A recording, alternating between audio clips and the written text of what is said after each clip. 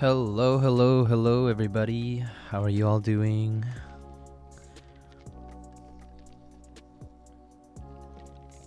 Just stopping by to say hi. Hi, Tent Beaches. You have stuff to do? Well, actually, isn't it kind of what time is it there right now?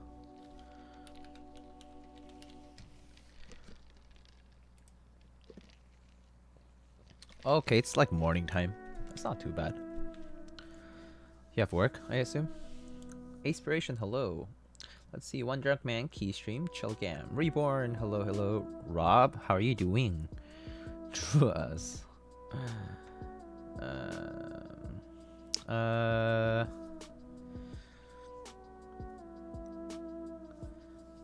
Doing good. Okay. That's good. That's good. And Brandon, do you win the raffle? Are you talking about the Key Cult 265?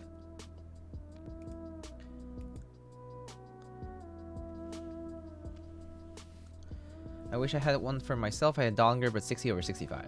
Yeah, I mean, I agree that 60 over 65, personally. Early voice, I know, early voice stream indeed. Do you upgrade your mic? Sounds a lot better than I remember. Well, I'm actually, so this is a dynamic mic. It performs better when I'm talking pretty close to it, so that's probably why. The other one's a condenser mic, which usually I put maybe like a little bit away from me because it kind of gets in the way.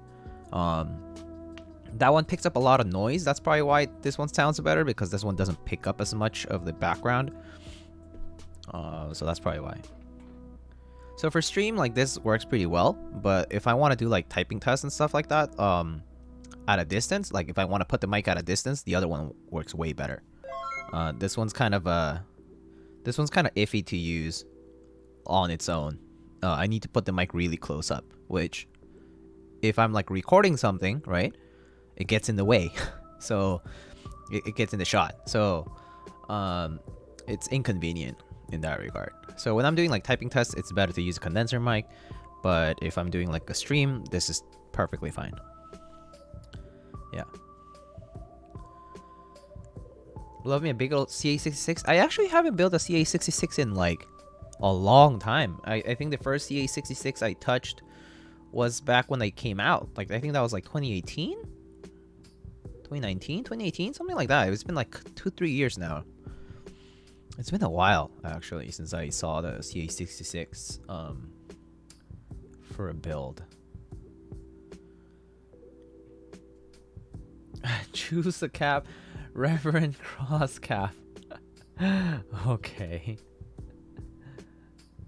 Doing good. How about you? CA60 is gonna be a lit build. I'm kind of I'm intrigued by the CA66. I actually haven't touched one in so long that it'll be nice to build. Noodle, thank you, Noodles. Thank you so much for the Prime Gaming sub. New stickers looking nice. Thank you, thank you. I'm glad that you like it. But I'm doing okay, Rob. It's been a busy time. Are those neighbors partying tonight? Good question. I don't know. So far, nothing today. It is a Tuesday, so nothing so far. Is that a personal porpoise? So the porpoise is not a. So the porpoise was pretty much only had like a one, like tiny round, you could say. It was basically like the designer and a few of their friends. So like a few of Biso's friends essentially. So this is actually Bisaromi's personal porpoise. I am just borrowing it for a bit. Yeah. He'll ask for it back at some point, so I'll be sending it out at some point, you know. Probably desolder the switches because the switches are mine, but yeah. Just borrowing it for a bit. So yeah, I'm not keeping this. Yo, Obsidian, Soran, hello. Heard you want a KC? I indeed won a 265. I made it. Quite the early stream. I know, right? Pretty rare for me to do an early stream, actually. But plans changed. I normally stream at night, but the reason for the early stream today is because I need to free up the evening. So yeah. 265 build soon.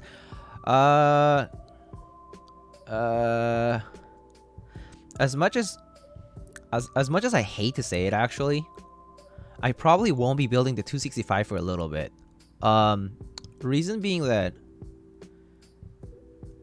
I put personal builds aside when there's a lot of customer builds, and right now I have a I have a quickly lengthening backlog of boards to build for people. And I personally prefer not to put personal builds ahead if it means putting other people's, like, aside. A lot of people are patient, actually. I mean, actually, a lot of them are super understanding, most of them, but I still feel bad just having, holding on to them. So yeah, I'll probably get the personal builds later. I mean, I try to basically put one personal build like every so often, but soon. I still have like a lot to build, actually. I have the thermal to build. I have the unicorn to build. I haven't built them because I just haven't had time. I've just been so busy, actually. Like, I've been busy with like life. outside of the build streams, I've pretty much just been busy with other stuff. So that's probably why. Congrats on the 265 is shoe in for Dolch. Oh, I'm in love with the black and red. It's so nice. I'm super excited to see that in person. The unfinished finish. I think that's the most exciting part about the 265. It's actually not even just the fact that it's a Keycall 265. I'm actually more excited about the finish that they have on that bottom piece. I think that's the best part. I still think by far the best part.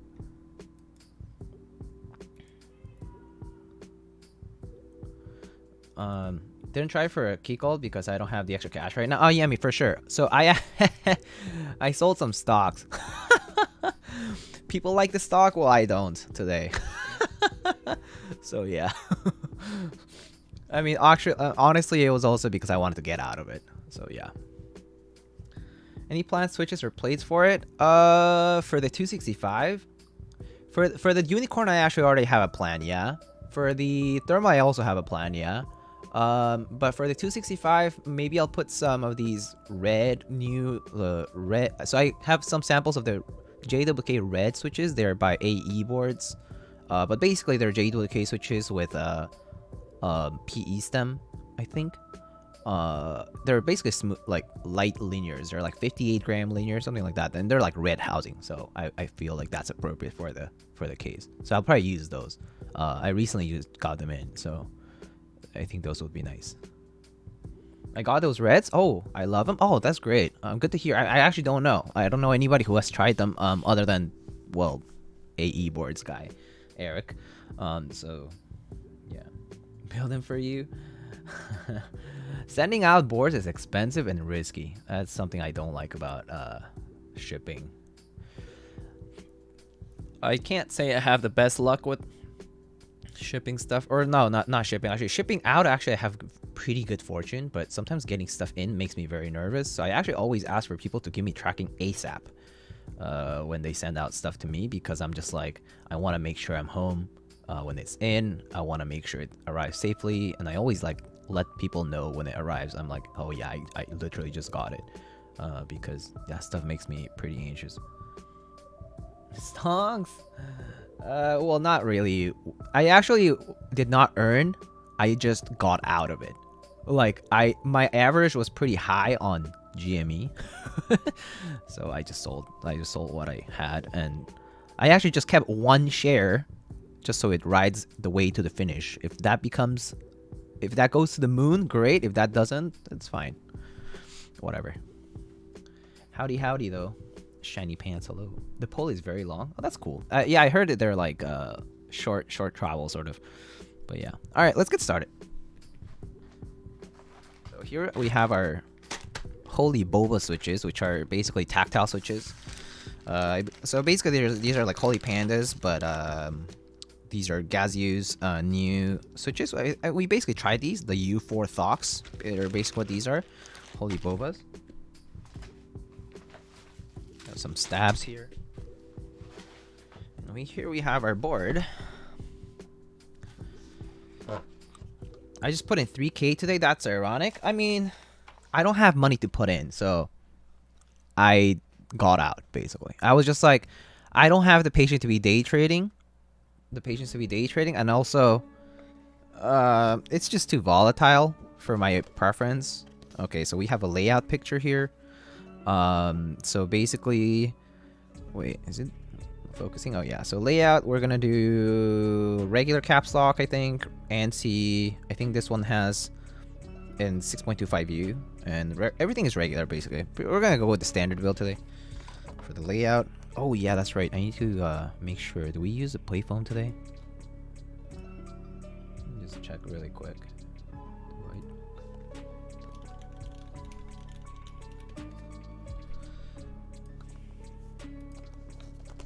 Oh wow, Bion, hello, hello. Is that fucking Comic Sans? Yeah. So the CA66 guys kind of love Comic Sans. It's like everywhere. Well, actually, oh, okay, this is like Arial, but that's also not Comic Sans.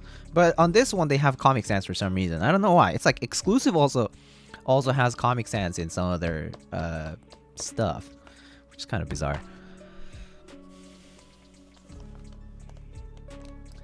Let's see. Bought in 4100 Doge right below Elon started memeing. Damn, nice. Holy Boba's rocking the U4Ts. They're my favorite. Oh, that's nice. Dogecoin, not USD. Yeah. Love the sound of big tactiles in the CA66. Oh, that sounds interesting, actually. Okay, so we have some, the feet, actually. Long feet, rubber feet. Looks like some spare hot swap sockets and a bunch of screws, and some standoffs. Yeah, we'll see what these are for. I'm actually not entirely sure. I haven't built one of these in so long that I don't remember. Anyway, plate foam. We're probably gonna use the plate foam. Yeah. So actually, the person who's the client is actually in chat. So we have the PCB with the daughter board. Uses a ribbon cable, not a JST, which is kind of interesting. I actually already tested the PCB because I just wanted to go ahead and do that early. So USB-C port, I flashed it already with VIA. So this is QMK compatible. This is QMK compatible, but I think the VIA hex is probably the best option here. Mainly because it actually first used TMK and not QMK, and then it was like moved over to QMK. But basically, it's just a QMK PCB with an ATM32 U4. One thing that's interesting about this PCB is that it has no reset button or pins.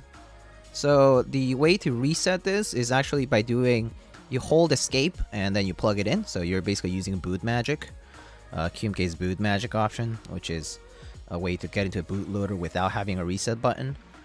It's kind of silly that it doesn't have reset button, but I mean it doesn't. So, but I mean I figured that out right away. I was like, oh, okay, if it doesn't have it, then it means they're probably relying on boot magic, which is bizarre. But I mean, people do that sometimes, I guess. It's kind of weird to see keyboards with no reset buttons for QMK, but and at first I was like, oh, if it doesn't have a reset button, maybe it's boot mapper. But I was like, no, I'm pretty sure it's QMK. All right, so here we have our board. 3 different fonts, weird champ, for sure. They had BT hot swap PCB doing a solder though. Yeah. Oh yeah, that's right. They have Bluetooth as well. The Bluetooth, I think I heard is kind of funky though. So I personally think using the non-Bluetooth is actually okay. So here's the board and a beautiful E-white, I think E-white coat. Actually done really well. So this is a pretty nice looking board, to be honest. What does this say? Avec corniche? Avec corniche? I don't know what this is supposed to be. But yeah, anyway, it says basically CA66. Cool. Whatever that means. But yeah, so the sides are kind of old, it's like old school looking, very rounded design. Notably hollow is what people have said about this board, and I've certainly experienced that before. Oh, something interesting is that the USB port is on the side and not in the back.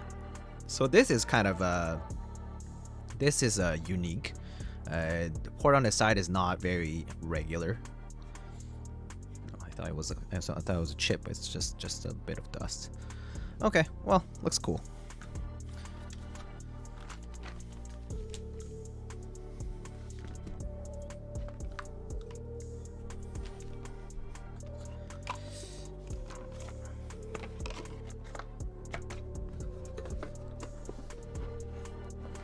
That's a little bit dumb. Oh, the QMK thing. Yeah, I think so too. But whatever. It's what's done is done. I mean, it works. It's kind of too late to say anything about it. All right. So I already tested the PCB, so we actually don't have to do that because I'm actually prepared today. And here we have stabs and lube. Looks like. Early stream indeed. Love the port placement. I think the port placement's pretty neat. Zeal sticker. I'll just put it back in. I think this is 205. Looks like 205 to me. Pretty thick looking. Pretty sure it's 205 though.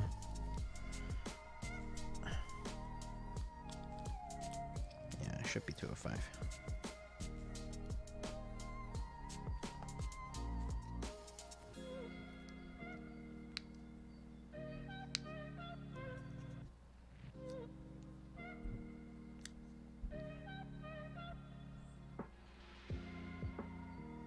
Yep, it's 205. Try to not get it anywhere. Alright, cool. So some 205 here. And a bunch of Zeal stabs. So we don't need this today, I think. Put this away. Yo, Smoth, how you doing? Thank you so much for the 9 months. Oh, I guess this is an EU-friendly stream today. That's kind of nice. I know I'm very much like anti-EU as far as stream times go because normally it's at such a bad timing. Excuse me.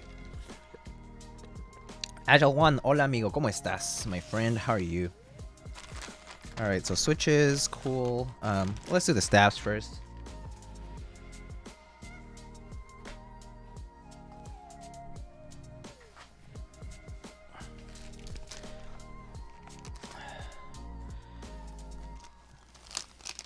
Oh, did you get auto-modded earlier? I didn't even notice if you did.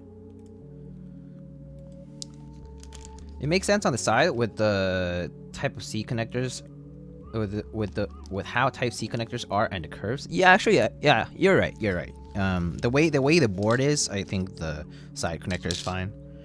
I mean, no, I'm just saying it's a unique choice because it's not done regularly in keyboards right now, or ever actually. So anyway, so let's see. So we're gonna need 1, 2, 3, 4 stabilizers. 3 of them 2U and 1 of them 6.25U. So let's just get those out. So housing, 1, 2, 3, and 4. And then we need 1, 2, and 3 wires, and then 1, 2, 3, and 4. Okay, the rest can go back into the bag. Just put it on the side for now. There's dozens of us in EU.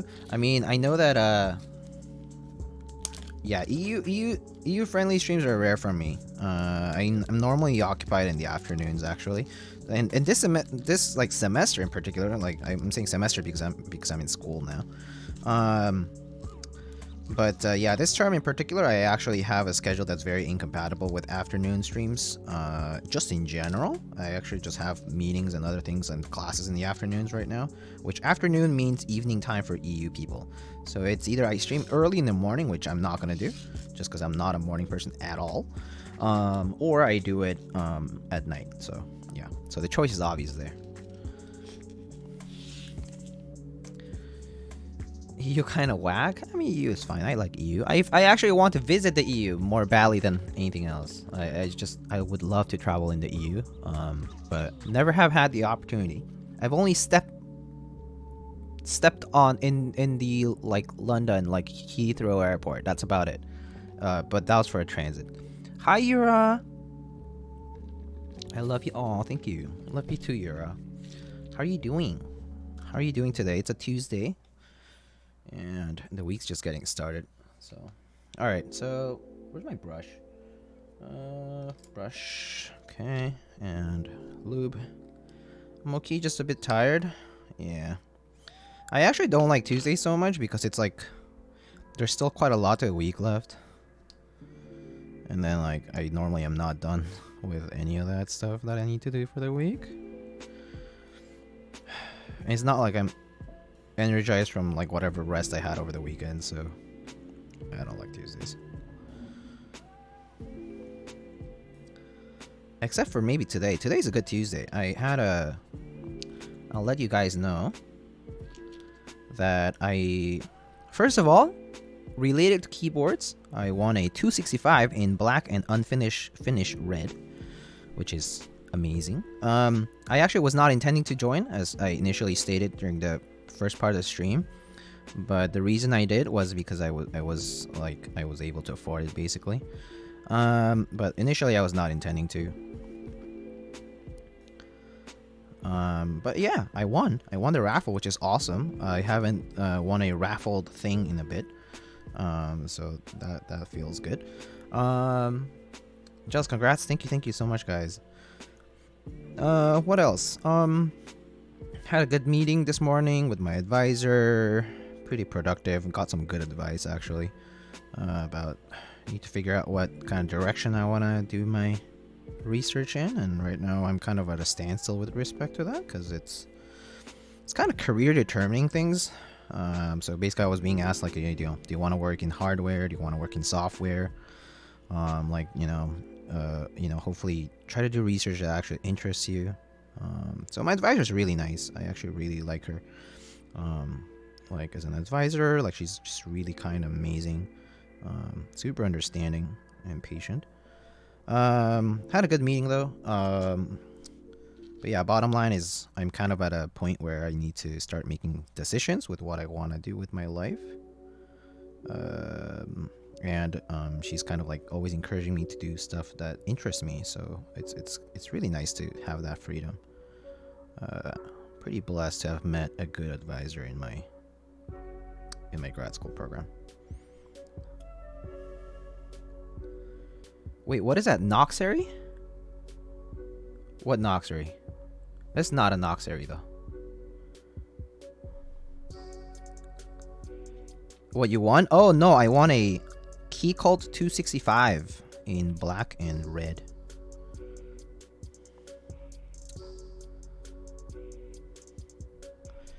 Anyway, so yeah, had a good advisor meeting and then had a good meeting with my therapist.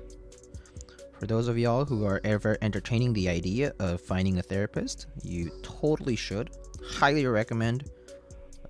One of the best decisions I've made for my life is to seek therapy.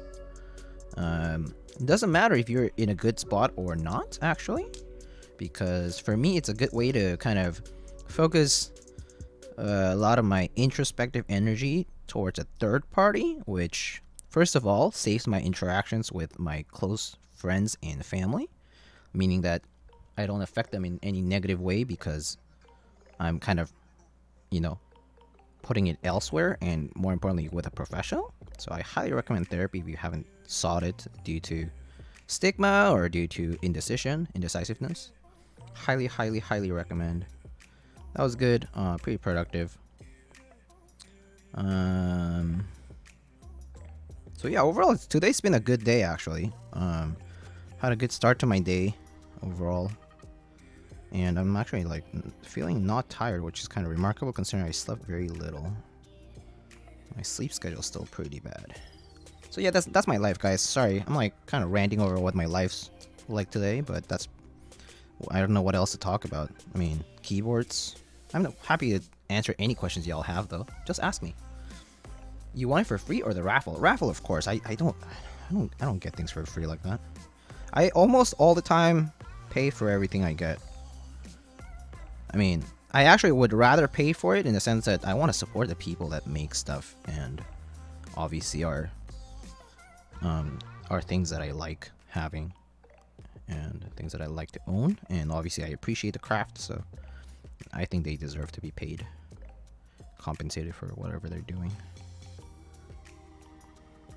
So yeah, not free. Any case recommendations for split keyboards? Ooh. Depends on what you're going for. Split keyboards have a very wide variety. So first of all, you might want to think about layout. What layout are you going for? Are you going for like 60% full size, like 75%? I think those are the main splits. 65% split also exists. Ergodox, there's also that. Like not kinesis. There's like ortho stuff. So there's like let's split kits and things like that too. There's so many split things. You definitely want to first figure out your layout, your preferred layout, and then go from there. Also, like there's like there's like orthogonal or like ortholinear rather, and staggered layouts. So like basically how the keys are, the rows of keys are oriented with respect to each other. You want to figure that out too. I tried a let's split slash like basically ortho split board for a bit. Helped me with my typing actually, but I was very, very slow at it. Felt extremely unproductive for me. So eventually I ditched it. But it's worth a shot. They're pretty cheap normally, the kits. So if you're looking for something fairly basic, that's not, it's worth a try. But cases are kind of a, you definitely need to figure out the layout situation first.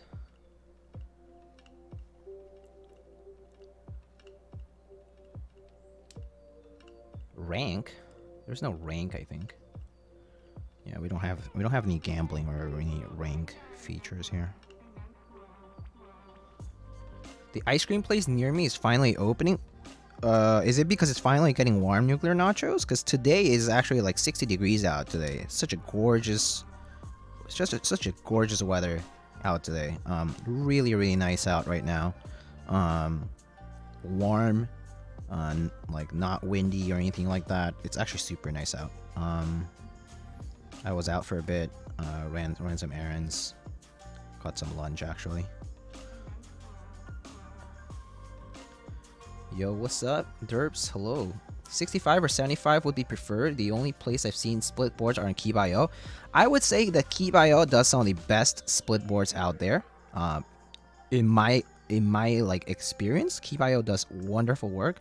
I know Baking Pie from Keep.io, and I just know that he does excellent work. Personally, highly recommend Keep.io stuff. Like the options there are good and also fairly cheap, like budget friendly. If you're looking for like a hard case, like an aluminum case or something like that, something fancy, I think the custom keyboard market in splits and ergo stuff is fairly limited, but there are people who dedicate themselves to it. So I think your best option is actually to go into Mech Keys. Like Mech Keys has a channel dedicated to like ergo stuff too, and like I think they might know better. I personally can't tell you a lot of like recommendations. I can just tell you right now that Keep.io stuff is excellent. Like I've tried it before, and they are always making new stuff. All their stuff is Gmk compatible. Like the kits are actually like not that hard to assemble. I mean, like they're DIY still, but they're not like they're intuitively made. So like you can assemble them pretty intuitively. And so I personally highly recommend Keep.io stuff from my experience. But yeah, if you're looking for a custom keyboard case, definitely have to look elsewhere. Definitely have to ask around a bit. To specifically, you want to ask people who actually have these keyboards or have explored these options like a lot. I personally can't tell you. Like, it's definitely a much more niche market right now than like other regular custom keyboards and like regular like layouts. Yeah, split stuff is definitely like very, very niche. Ranked speedrun builds? Oh god. That would be wild. I wouldn't like that actually. I don't like Russian builds. Usually open around this time, but it should be like 60 for the whole week, so good time. Oh, that's a good time for ice cream. Oh, now I'm craving some ice cream, man. Yeah, ice cream sounds good right now. I want like a lemon ice. Like, I want something water-based actually, not cream-based. So, like lime flavor maybe? That sounds yummy.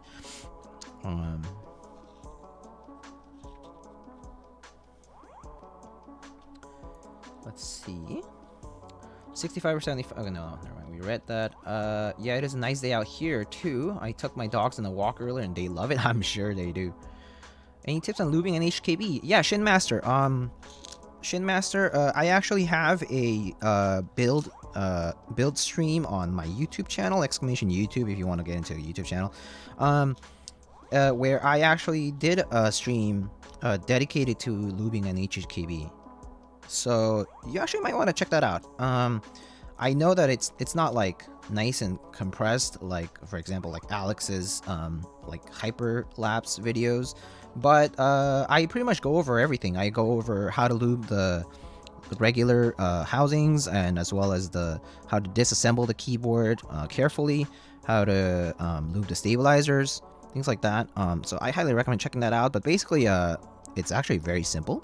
The hardest part actually is assembly and disassembly, because there's a lot of screws and you just don't want to mess with the domes. You definitely don't want to mess with the domes. So that's the only thing that you need to be careful. Oh, mango sorbet. Ooh, mango sorbet sounds so good right now.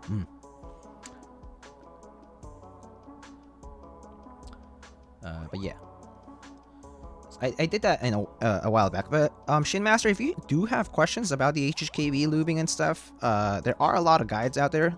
And also, if you do have questions specifically in reference to the stream I did, you can always come to my Discord and ask questions. I pretty much answer instantly. I mean, well, I answered within the same day. And like, I mean, the Discord's pretty quiet, so I can keep an eye on it pretty easily. So if you do have any specific questions, you can always come and ask. Feel free.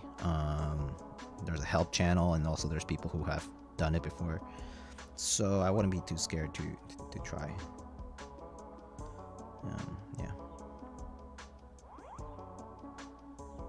Believe it or not, people can be, pretty helpful. You're making me hungry for sure.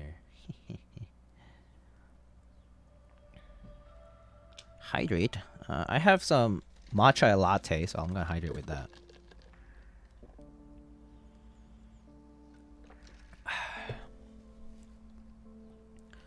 Let me go back. I was hoping for an aluminum split. Try to keep out your Q frequency. Yeah, the Q frequency actually sounds like a good idea. I've heard good things about it.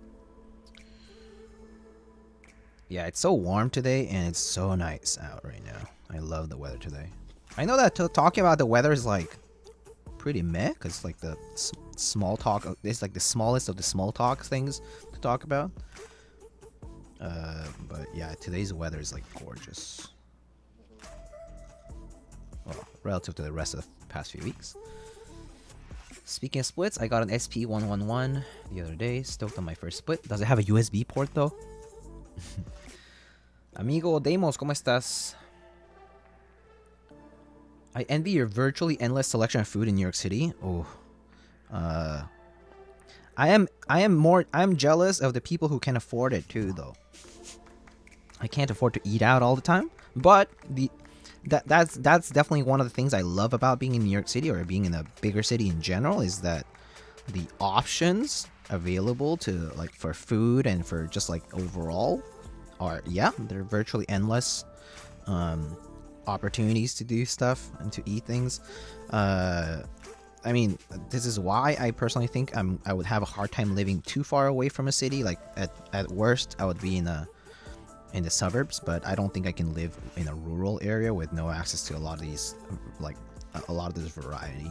For me, that variety is like the spice of life, So I'm a city boy at heart. So yeah, you'll probably see me in the city most of the time. I don't mind when traveling. I don't mind going to rural areas though. Just living. Have you done very many builds with carbon fiber plates, and what switches do you like pair with it? Sure. I actually have MX Browns on the carbon fiber plate build, and I very much enjoy it. I've also tried just like JWK linears. So the JWK linears actually have a very kind of characteristic bottom out sound to them, kind of pop-y sound to them, kind of like poppy sound to them. But I think the carbon fiber amplifies that in a good way. So I think carbon fiber with those kind of switches are pretty good too, in my opinion, because the sound, it's a sound thing. Carbon fiber, yeah, tends to kind of, it depends on the case, but it tends to amplify a bit of this bottom out sound. So I would highly recommend anything that kind of has like a sound signature that you enjoy. So if you want that even further amplified, I think carbon fiber is actually a good material to do so, to do that with. So yeah, I would say tactiles in general are pretty good sounding on carbon fiber, but there's some linears that also will sound pretty good. So highly recommend. Yeah, I think carbon fiber is more so about the sound than the feel. The feel, I think it's pretty rigid. In carbon fiber is like, I actually don't know if it's much more rigid than regular aluminum plates, but I mean it's rigid enough that you can't just like treat it like it's plastic or anything like that, you know. It's not that like bendable. You're in Seattle? No, I'm in New York City. I'm in New York City. Yeah. Minus 9 degrees Fahrenheit outside? Oh, God. I'll kill for a New York slice. Oh, yo. New York pizza. Very good. I mean, pizza everywhere is always good. Some people pride... I know that people from New Haven are very proud of their Neapolitan style pizza, which is actually amazing. Their white clam pizza, in the popular spots, they're super good. I love white clam pizza, or like white pizzas in general. But like that crust, like that thin crust from Neapolitan style. But I mean, I like pizza in general, so I can't. There's not much I can say about it.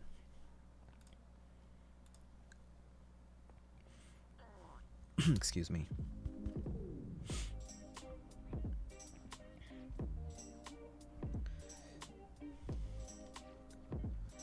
Is that DBZ? No, this is actually 205 grade 0 right now.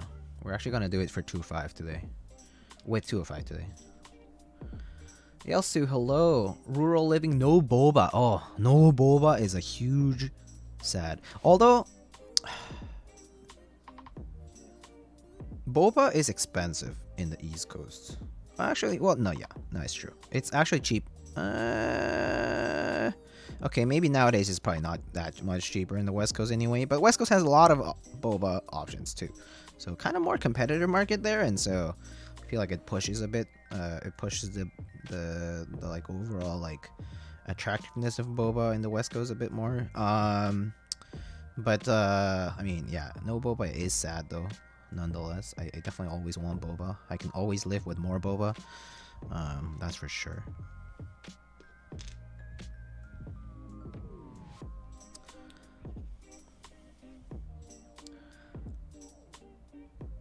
I live in New Haven, but I feel like the pizza's a bit overrated. I mean, I do think that it's overrated in the sense that people kind of inflate it too much, and like inflate it, like how good it is. I mean, just pizza in general is great though, but yeah, I do think like each region has their overrated kind of thing.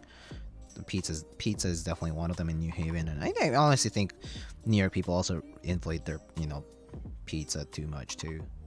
But then again, in New York at least there's like other stuff too.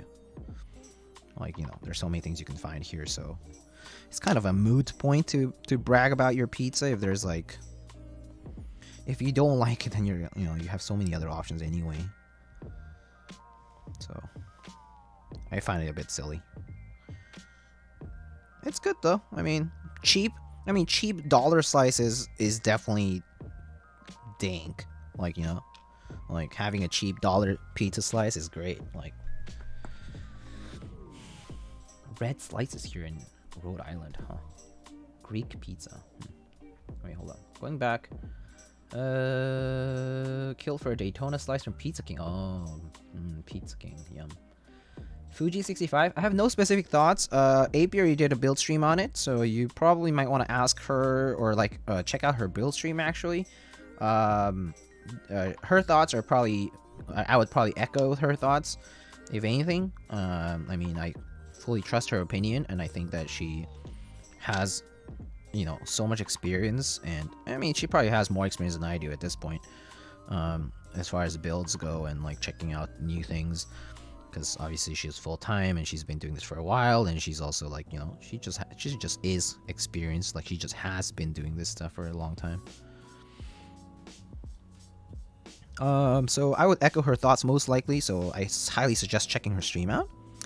I don't know who else has been doing Fuji streams, Fuji65 streams, but you know, check those people out if anything. I can't say much about it because I haven't really looked at it too carefully. Sorry. Do you consider Chicago deep dish as a pizza? Kinda, sorta. It's sort of like a pizza, but it's like kind of not. Such a that soup.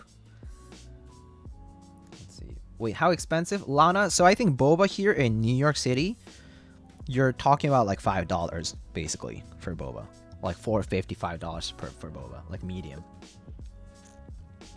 which is a rip off. It's a rip off. Have you tried chopped cheese? Of course, chopped cheese is so good. Chopped cheese is dang. For those who don't know what chopped cheese is, it's basically like ground meat, like ground beef, like, you know, like burger meat, but like in a Philly cheesesteak kind of like way of preparing. So it has like all the things that you would see in a Philly cheesesteak, but instead of like sliced beef or something like that, you have like ground meat. For a medium, bro, I know. No, Boba, but you can still get Boba. These nuts. Anyway, have you tried Jersey Bar pizza? Might not have actually. I don't remember actually. Joe's Pizza. Joe's Pizza's good. Yeah, artichoke is a personal favorite. Yeah, Joe's is great. Artichoke, yeah. I mean, it's a classic. Diego is the type of guy that loves gourmet food but would kill for a $1 hot dog. Yes. Chillgam actually nailed it. Like, I love gourmet, like gourmet food in general. Like, I love like nice dishes, like, you know, well prepared, like, you know, good gourmet shit. But I also love good cheap food, like dollar tacos, like dollar $25, $50, like for tacos, sign me up. Dollar pizza, sign me up. Halal, sign me up. Like street food, like in general, like hawker stand stuff, sign me up. It's so good. Like there's just nothing like it, right? And then, but then I actually do enjoy like gourmet stuff too. Like I don't mind like spending more for good food and like the experience. But it's hard to beat like soul comforting street food, man. Like that stuff, like that stuff feeds your soul, not your stomach.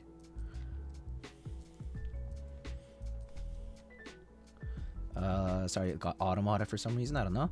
I live in the Bay Area. We have boba everywhere. Oh yeah, I mean, I know California. I've visited California a lot of times. I at some point dated someone who lived in California. I have brothers. I had brothers in California for a long time.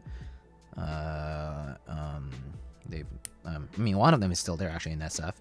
But like, you know, I visited California a lot, so I know what it's like there, and I have a lot of friends there too now. So yeah.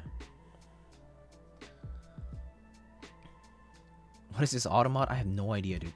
Yeah. Bacon, egg, and cheese in the morning. Chopped cheese for lunch. Oh, signing up for heart disease right there, like eventual heart disease.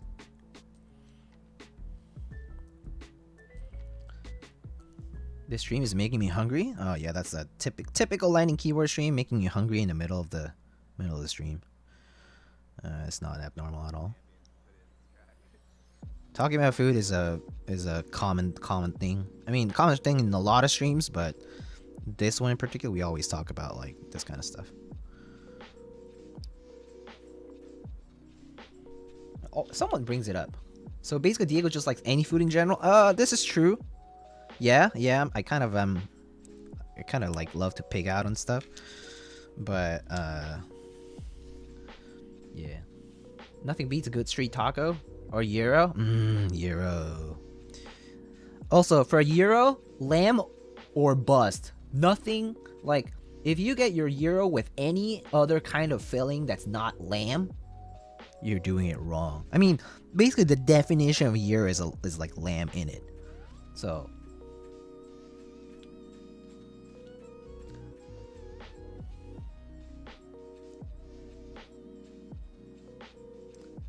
like if you don't know how to, if you cannot appreciate lamb meat, I mean if you eat meat, right? Because I understand if you're vegetarian or vegan, right? If you don't eat meat, that's fair. And I know that lamb can also be kind of pungent if cooked in certain ways.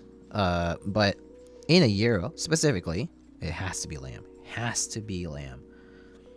I'm talking about I'm especially talking to those people who have been in New York and have ordered like, you know, $5, like, you know, like whatever how like whatever the price is now, like from like halal carts. Like if you've ordered from a halal cart in New York City and you get a gyro and you don't get it with lamb, you're doing something wrong. You are wrong. If you go for if you go for chicken, you're wrong. Chicken is a cop-out move for halal carts.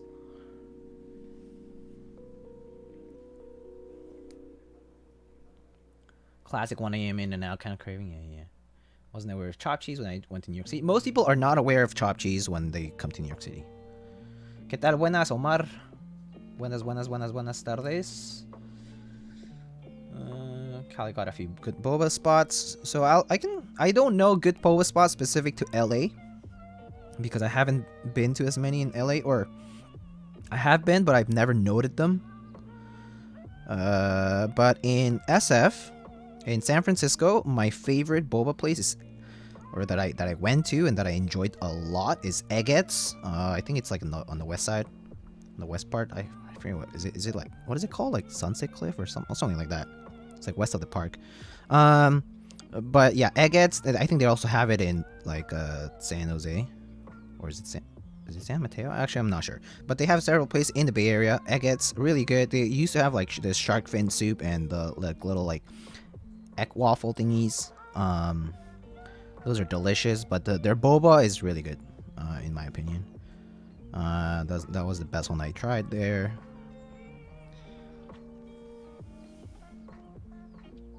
They're just their regular like light cha, like their regular like, you know, milk tea. Very good stuff.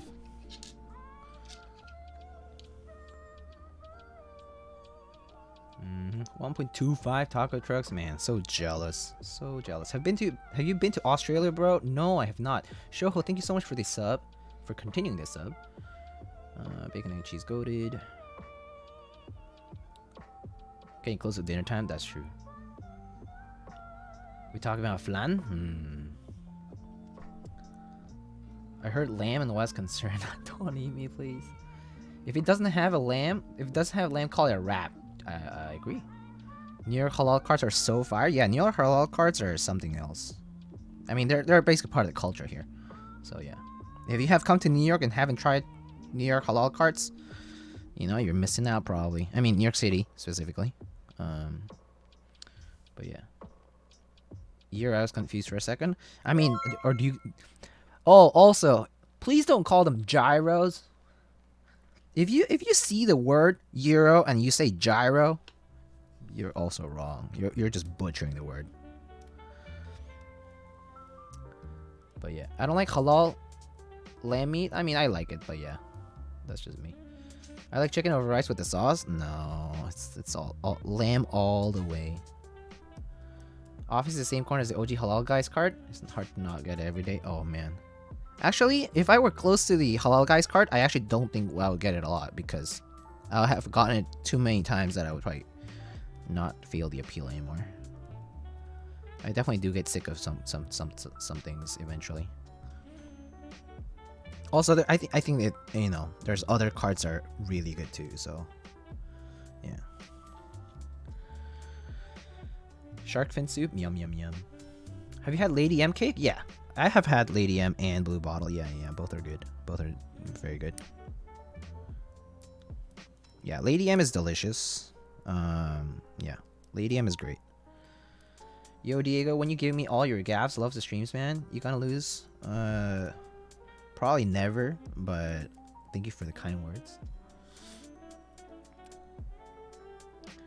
Let's see.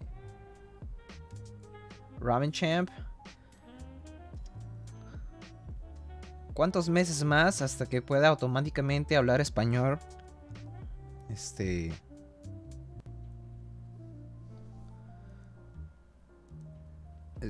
that what you wrote? Yo, I understood that. Well, I mean, because you typed it out, yeah.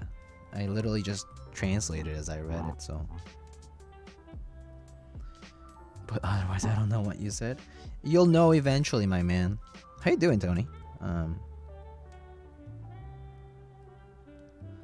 How's life? It's already March. Oh, yeah. Should I share some exciting news, guys?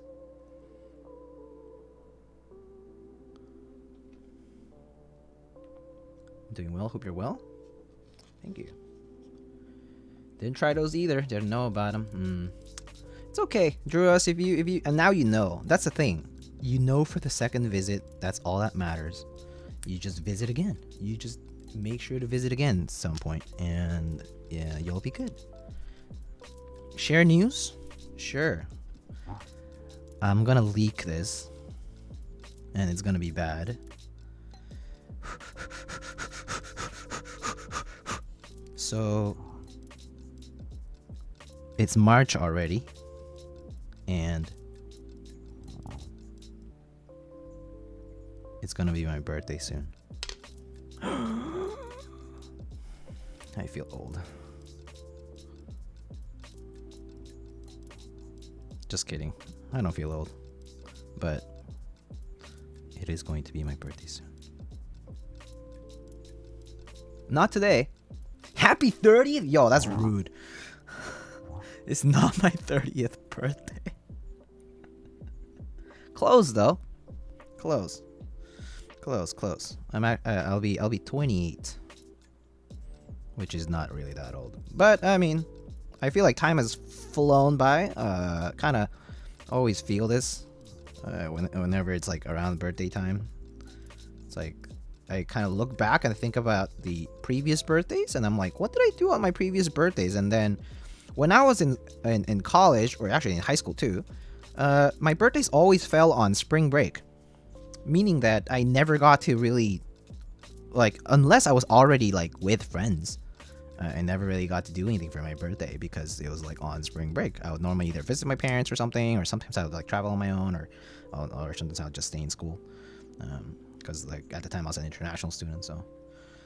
But yeah, kind of weird, but that's how it went usually. That was in school, and then when I was working, I guess people didn't really know my birthday, so maybe other than my boss probably.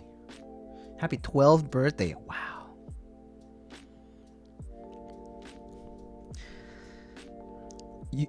If you're congratulating me for my 12th birthday, Druas, you're congratulating a genius. I'm a genius, okay? 12-year-old building keyboards twice or 3 times a week, eloquently talking about keyboards.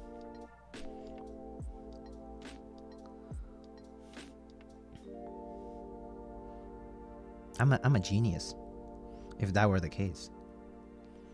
Prodigy. I'm like basically Dr. Stone, which I actually started watching just recently. If you haven't watched Dr. Stone, it's this anime series about people living in this stone world, but very fun show. I started watching it. It's very fun. And the protagonist is this kid who is basically uber smart in science stuff, and basically does a lot of science things, and he's like a high schooler. It's fantastic though. It's a great show. I've been watching it and really got into it. As a person doing science for basically a profession, I am absolutely captivated by it. It's a fantastic show. Basically human Google. Oh, I think even better than human Google, but yeah. We're the same age? Wild AF, please don't get old fast, because that means I'll be old fast. True. Happy early birthday. Thank you, guys. Thank you.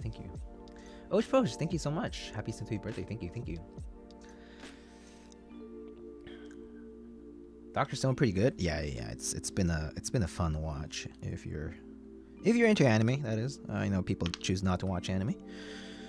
But for me watching anime is like watching TV. I've said this many times before. But it's part of my, like, it's pretty much part of my life. It's always been. And so I love it. I really love it. Oh yeah, we need to get the plate too. But for now, let's put the stabs on and then we'll go from there.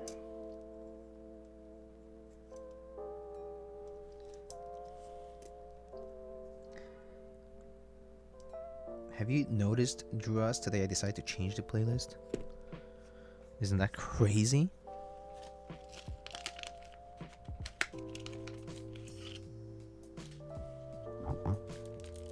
Well, I actually decided that because early stream and also... No? What do you mean no? What other anime are on your list right now? My list is extensive, but that I'm currently watching. I'm currently watching ReZero. Like the season 2 core 2. I'm watching Higurashi Onakakoroni, or also called When They Cry.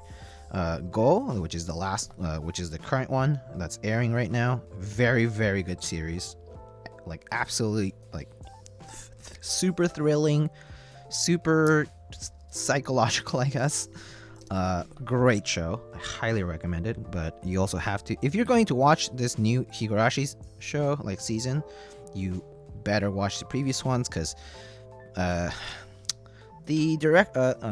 producers kind of debated people. Like they kind of said like it's standalone, but it actually isn't. And so I highly recommend watching the rest of the series if you're gonna watch that. I'm watching Dr. Stone, but Dr. Stone's already, I'm watching season 1 of Dr. Stone. I'm almost done with it, so there's that. I'm watching Slime, the whatever reincarnated as a slime. I haven't watched Attack on Titan on purpose. I read the manga though, so for me, I actually don't care for watching it right at this moment, because I can always binge it later. So I'm actually just kind of waiting to binge it later on. So that's that. What else? I watch a lot of different shows at a time, because basically whenever the seasonals are not, I'm not watching any of the seasonals because I already am caught up, then I just go back and watch older shows. But yeah. His list? Yeah, there's my list. The ending of ReZero is disappointing? Wait, ending of ReZero meaning ending of which part of ReZero? Because ReZero is a still ongoing thing.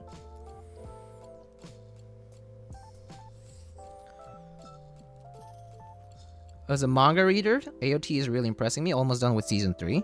That's good to hear, because I would love to be impressed. The anime is definitely done in a very, very good way. I really love the adaptations for Attack on Titan for the anime. I've really liked the previous seasons. So yeah, I've enjoyed those. I just haven't started the latest one. Season 3, I think, is where I am. It's in ReZero, and it's so sad. Wait, but really? I personally really have been enjoying ReZero a lot. I'm a huge ReZero fan, first of all. I really enjoy it, and I personally think every episode is basically 10 out of 10. Personally, I've been loving the character development ongoing on ReZero right now. And just overall, I think the show has developed in a very, very cool way. and the adaptation has been done really well. Like I think there's not many cut parts from the light novel or the web novel that like matter as much. I think is it White Fox? White Fox has been doing a spectacular job with it. So yeah. Give Fire Force a try. Oh yeah, I also started SSSS Gridman. I didn't really continue it for a bit, but I might go back into that. That was kind of an interesting mecha show I haven't watched, but I thought that was an interesting show too. But I don't think ReZero is disappointing at all, but that's just me. Have you seen Cory in the House? My favorite anime. I have seen Cory in the House, yeah, but not fully. That reminds me, Steins Gate is getting another visual novel. Oh, cool.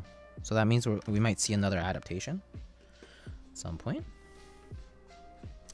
Anyway, yeah, I'll check these out. I mean, people recommend me different things. I'm pretty big into like lots of different shows. I actually kind of like I'm like a bit of an omni reader / genre kind of consumer. So like I'm kind of open to anything like music related or action or adventure, slice of life, drama, romance, mystery, thriller, psychological.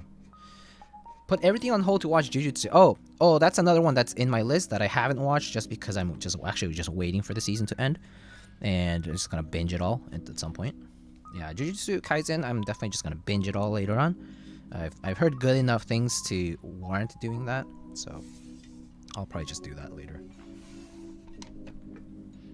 Did you ever start Eurocamp? Yeah, I did start. I started Eurocamp and I finished season 1. I started season 2 and haven't finished that yet. But yeah, I started the first part of Eurocamp. Pretty good show. Pretty chill. Eurocamp is actually has been a great show to watch while I'm like eating lunch or something like chill and easy to watch.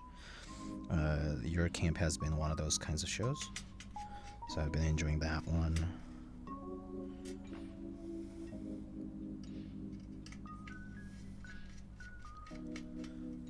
Jujutsu Kaisen's so good, close to finishing the season.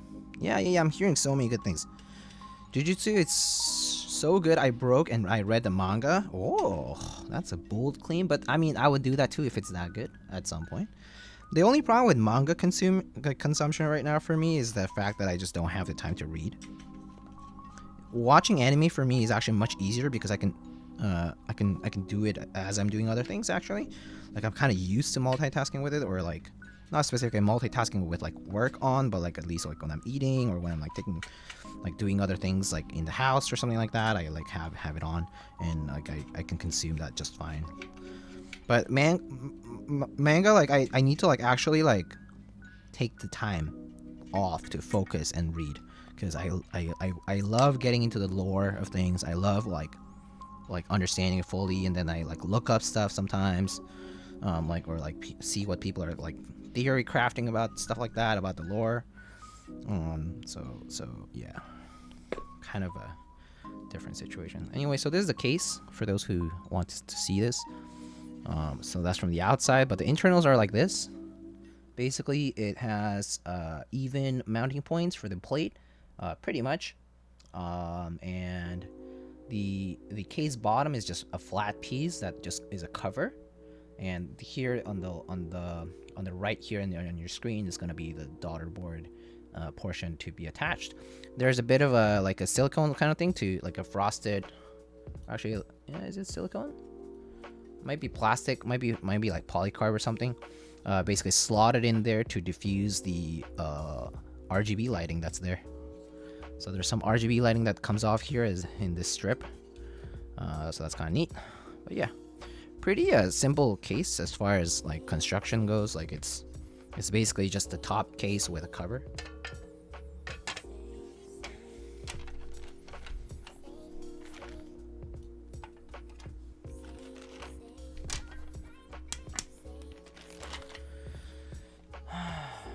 Let's see. Sorry.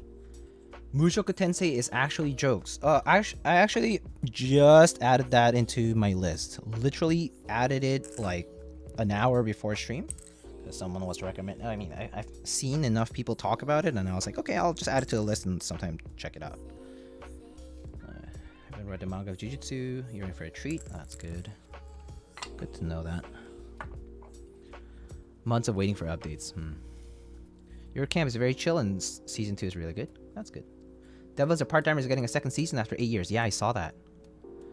I saw that. I've been enjoying that a lot of studios are making are doing like remakes of stuff. Like, I mean, kind of like Fruits Basket and like that kind of stuff. Like I've been enjoying that reprised like series and whatnot, modernized stuff. Like Higurashi technically is also kind of like a modernization of things because the way it's been constructed this particular season. I've been enjoying that though. All right, so let's test this out. Devil's a part-timer? Has been that long? Yeah, it's been quite a while. I agree so much I get hooked with some shows, but struggle with reading manga, so I miss out. I mean, I don't feel like I'm missing out, to be honest with you. I just think it's a different kind of consumption. I mean, I think I do miss out on like the extra sauce from the lore. But I think most anime adaptations tend to be pretty decent, especially for like the bigger or like more popular shows. The adaptations tend to be pretty good, and so I don't feel like I'm missing out. I'm being an anime only in some regards, but I mean, it's definitely nice to also be able to read the manga and whatnot. I just haven't, I guess, spent that much time anymore doing that. Yeah, I just haven't read manga in like a while, pretty much. At some point I will more, but yeah, just no time for it right now. Found out yesterday that my TKL is going to take 69 hours. Nice. To print? Nice. That's a long ass time to print. Also, TKL case printing? Man, that's huge actually. That's just a lot of 3D printing. When is season 2 releasing? I think it's just been kind of like announced. Kind of like the way like Avatar: The Last Airbender's universe is being like, you know, acquired and adapted, like expanded rather. So that's kind of cool.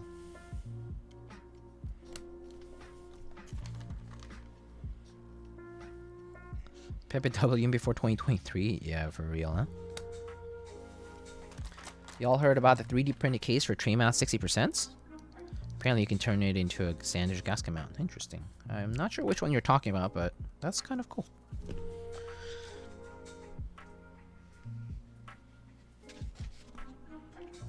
Alright, let's test this. Where's my bag of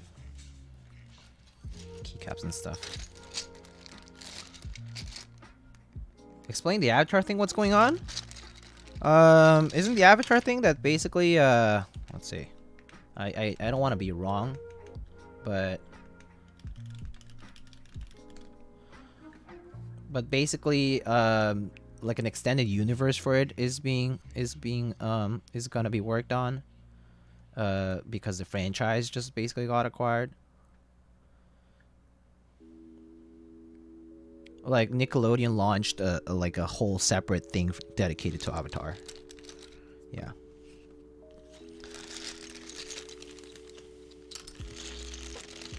So that'll be fun. For those of y'all who are deep into it.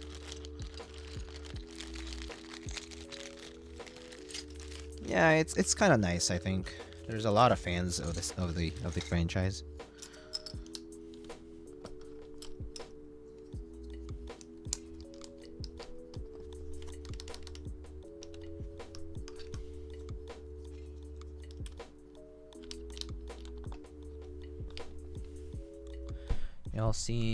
Anyone seen Shigurui and read the manga? No. Not me.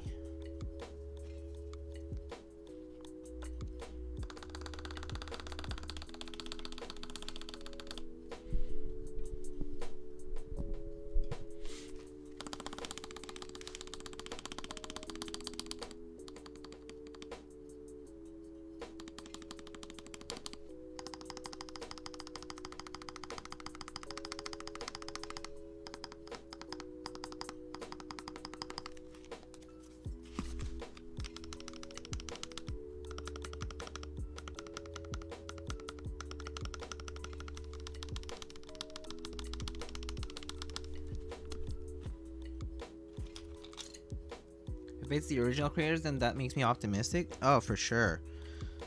Yeah, but yeah, it is the original creators basically. So pretty exciting for those people who are into the series. It's exciting news.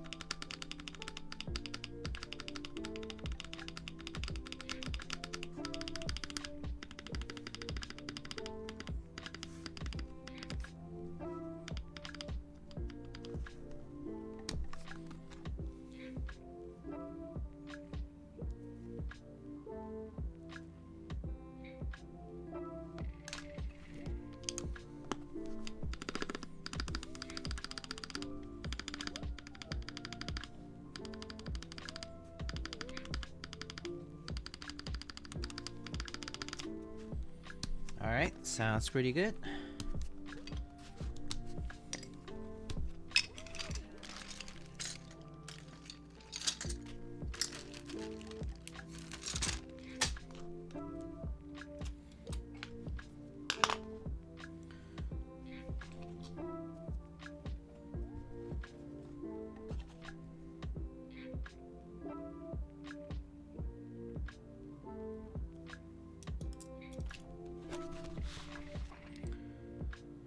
Alright, let's put the rest of it in.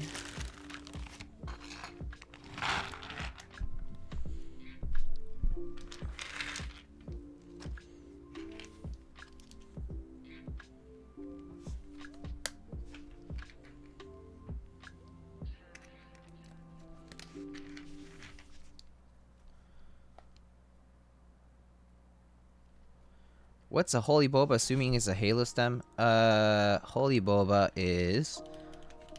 It's this here. Oh, yeah. It's basically called U4 Thok. Where are they being sold? Are they sold on like AliExpress only, or there's like in other places too, I think. Like I see a link here. Oh, it's from Canada, but basically it's Thoki U4T switches. Like to think of them as Holy Panda's more sane cousin with a nicely rounded but slightly less extreme bump, better QC and no awful factory lube. Feature a longer stem post, similar to the Holy Pandas. But basically it's a secret blend of plastic that's softer and smoother than nylon, resulting in a Thoki sound profile. 68 gram spring. But yeah, I thought you didn't like HP's Halo switches. Well, this is not my board though. I wouldn't use these switches if this were my board, because I don't really use these switches at all, like in general. This is not my board.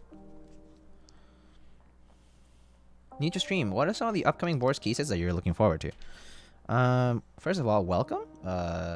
Give me them pandas. What an appropriate name. Welcome.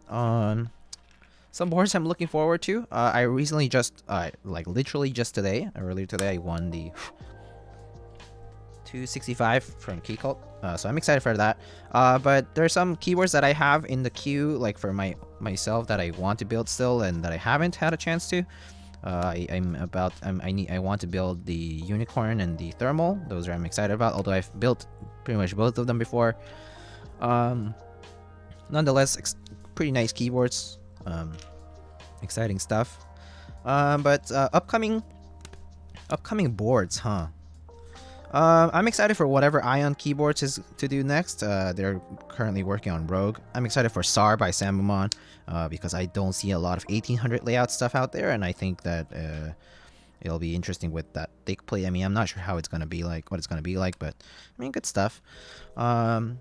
Excited about Salvation by Wilba and Salvin. I think they do excellent work too. I mean, both of them individually, as well as obviously there's a collaboration, so together it'll be kind of a bit different, because first of all, We don't get a lot of tray mount cases other than a lot of mechanist stuff, and like there's like tofus and whatever.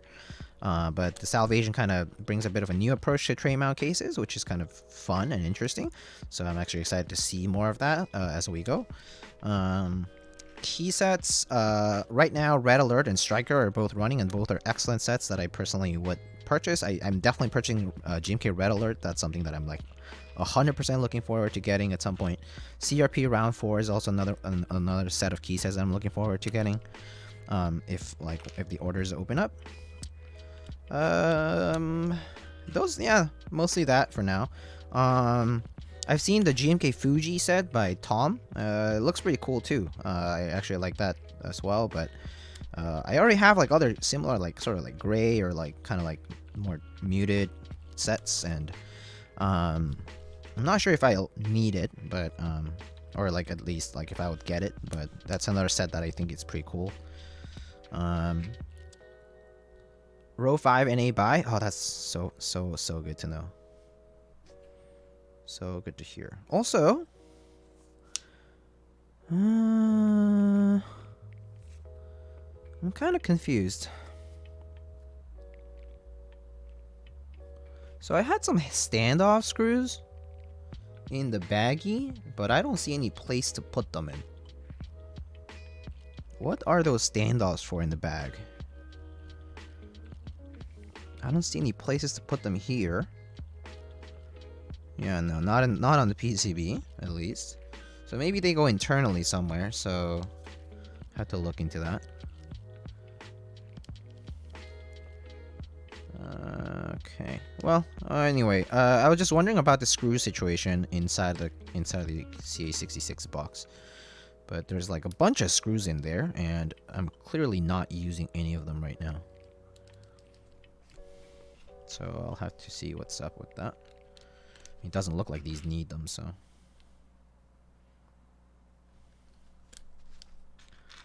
I'm so glad they asked on Instagram. I'm so glad they asked too, because I was able to give that suggestion to them too. Congrats on the W. Thank you, thank you.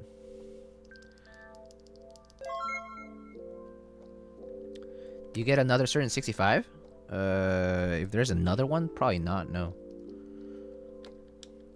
Joined but took a massive L. I mean, it's pretty...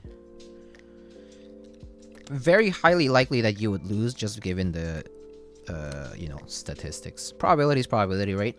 You can't lie around that. The overall reality is like raffles are just hard to win anyway.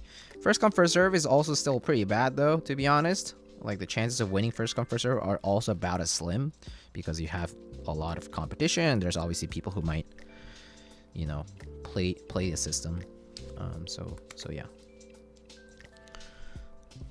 Game the system rather, but yeah. But yeah, row 5 for beige sets, super exciting. Or in general, actually, row 5 stuff is super exciting. I'm very happy to see more outwardly support of row 5. Of row 5 bottom row stuff out there. Just so happy that like people are kind of like supportive of it, and that like people are kind of like asking for it too. I think for a while it was kind of not the case. Like people kind of were like, oh, why row 5 if we have been using row 4 and it's been working fine? It's like, yeah, because we didn't have row 5 before. That's why, I mean, because we didn't have the molds for it. That's why we didn't do a lot of it. But now that we have the compatibility, there's no reason not to use it. So I'm glad to see that people are more proactive in asking for it and wanting to see it made in with row 5 bottom row. That said, I'm getting Fuji desk mats. Unsure about the set itself. Yeah. I understand that. Schmuck. Hello, Mr. Salvin. Thank you so much for the 8 months. What was the 1800 you just mentioned? Zambamon SAR. S-A-R. SAR. It's, there's an interest check on Geekhack. It's basically going to be like fixed layout 1800... with like 4.5 millimeter plate, and it looks good though. It looks very cool. Zambamon designed it, and I think will be, you know, you can check the renders there. They're pretty well made renders. So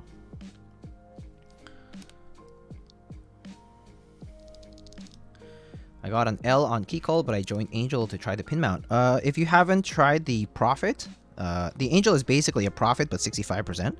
I personally enjoyed the Prophet.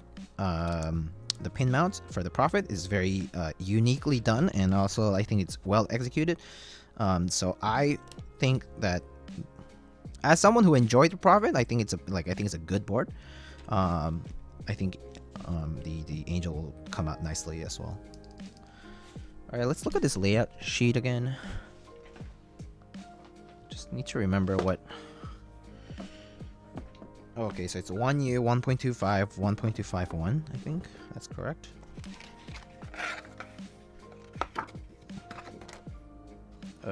Yeah. Okay. So let's do it symmetrically. So, excuse me. Fun. All right. So 1U. 1.25U, wait, yeah, 1.25U, and then 1.25U, and 1U. Okay, there we go. What was that sound? It was the closing of the cardboard box. Sorry, it's just a little vacuum got created.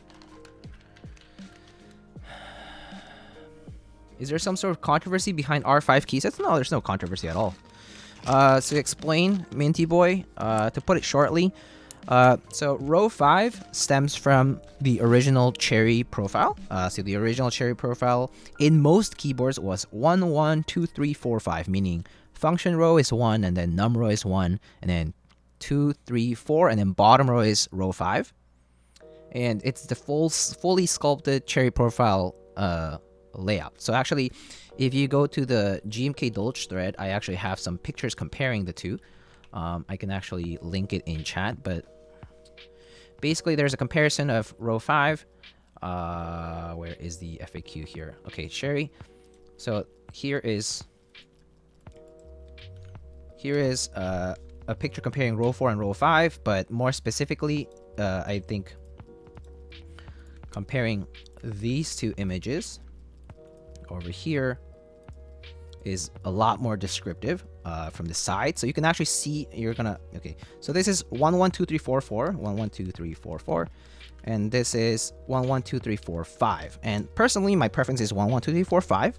Row 5 bottom row looks better, and it actually feels okay. I mean, people say like, oh my god, it like stabs my fingers, but I don't think that's true. I mean, like, for them maybe, but not for me at least. So I actually like row 5 a lot. It looks better, and for me, just, you know, aesthetically, it's just much more pleasing. So I'm a big advocate for it. History, basically, though, when people were making GMK sets, or specifically GMK, did not have row 5 molds other than for 1.5U keys, okay? So, and 1U keys. So 1U keys, numpad. So basically, 1.5, numpad, arrows, is pretty much all that could be done, right? For bottom row. So, when GMK Carbon round 2 was run, Tom Berry ensured to make everything row 5 compatible, which means that now we have 1.25U bottom row, like keycap size molds for row 5. So now we actually have full row 5 compatibility for key sets. So, so personally, I'm a big fan of that, and I personally think that there's no reason not to use row 5 now, because we actually do have the compatibility. People say, oh, but it's more expensive to do row 5, but I mean, yeah, I guess maybe they charge more, a little bit more, but then again, there's no like, it's not a linear formula. Like there's no formula that they like disclaim and tell you like, oh, this is how we calculate the price. So it's like, if you know, then, you know, I mean, you just kind of factor into the price and, you know, figure that out. But I personally think there's no reason not to do row 5. Just because people are used to row 4 doesn't mean that we should stay with row 4.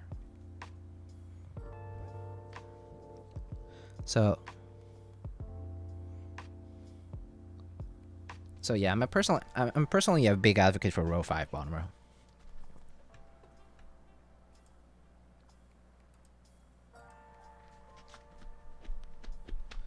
All right, cool. We can probably start soldering now.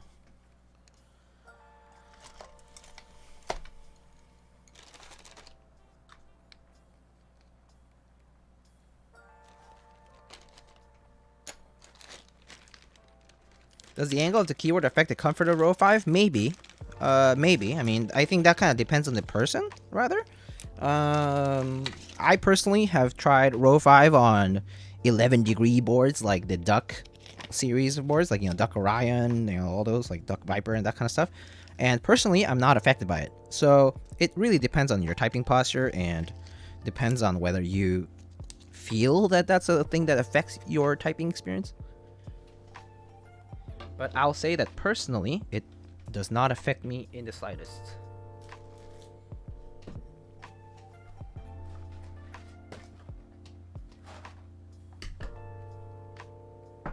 So yeah. So the R4 spacebars? No, so spacebars don't have a profile. Spacebars are spacebars. Spacebars are just spacebars profile. Spacebars are always the same profile. Yeah. You could just think of it that way. Spacebars are just concave keys, and they're always the same. It looks different in the perspective next to row 4 or row 5 because those keys are actually just slightly different. But as far as the spacebar keys themselves go, they're not different. Yeah.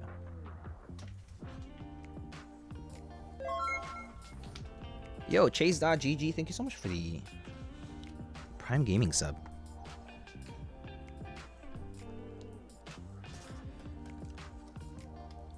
First hour I typed on my F18X, I had arthritis for a week, dude. That's kind of crazy. Well, I mean, then again, everyone has different experiences with that stuff, but I personally don't feel bad about typing with high angle keyboards, which is, I mean, pros and cons for everybody.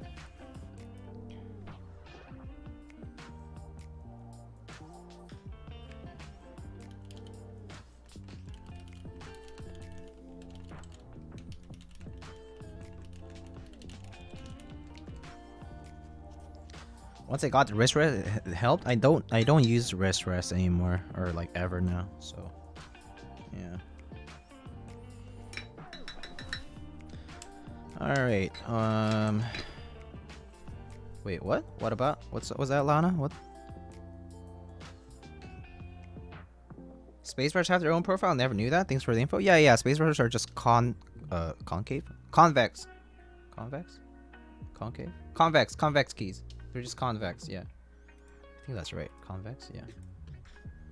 Correct me if I'm mistaken. I think, yeah, it's concave. No, convex. Damn it. Alright. Let me just do something real quick.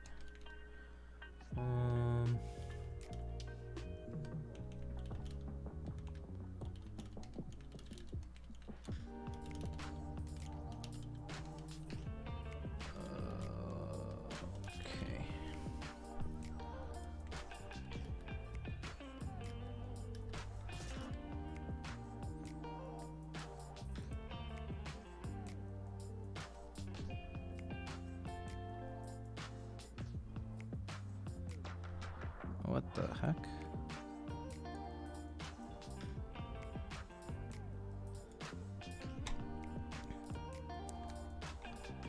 Okay.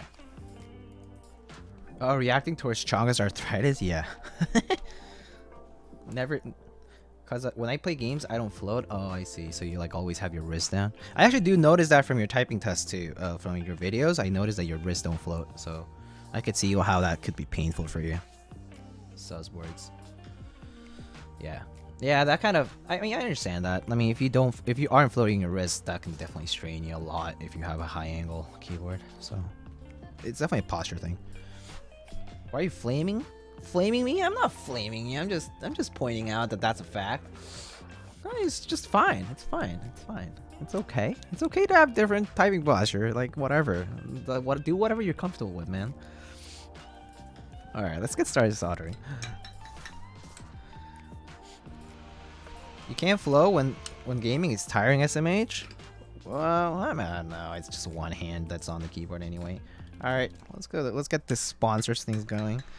Right now, I'm just gonna go through all the group buys and products that are currently on the different vendors. So thank you so much to all of the different vendors who support Lightning keyboards. Too weak for gaming? Get good, both at gaming and at floating your wrists while gaming. Get good. So first of all, thank you so much to Canon Keys. You can head on over to canonkeys.com. The affiliate link is here in chat. Exclamation sponsors for the command with all of the affiliate links. I already posted it one time. But if you would like to check out the different vendors using the affiliate links, please do so. So first off, on Canon Keys, we currently have the Angel by Cable Car Designs. Cable Car Designs, West Foxtrot is the same designer behind the Profit 60%. The Profit 60% ran a bit ago. It already shipped, and it's an interesting keyboard, which has this pin mount system for the mounting method. Basically, it uses these pins on each corner of the keyboard, on which the plate sits. Like the plate has like small holes for the pins to go through, and it's basically perfectly flush with the surface of the plate. And so, basically, the plate is just sitting around the frame of the keyboard and of the bottom piece, but the top piece doesn't press on top of it. Like it just kind of sits comfortably on top of the plate. So it basically doesn't really cause any downward it doesn't have any downward pressure on the plate. So overall, the pin mount experience is a comfortable typing experience, kind of bouncy, because the plate is literally just sitting on the frame, so it's like.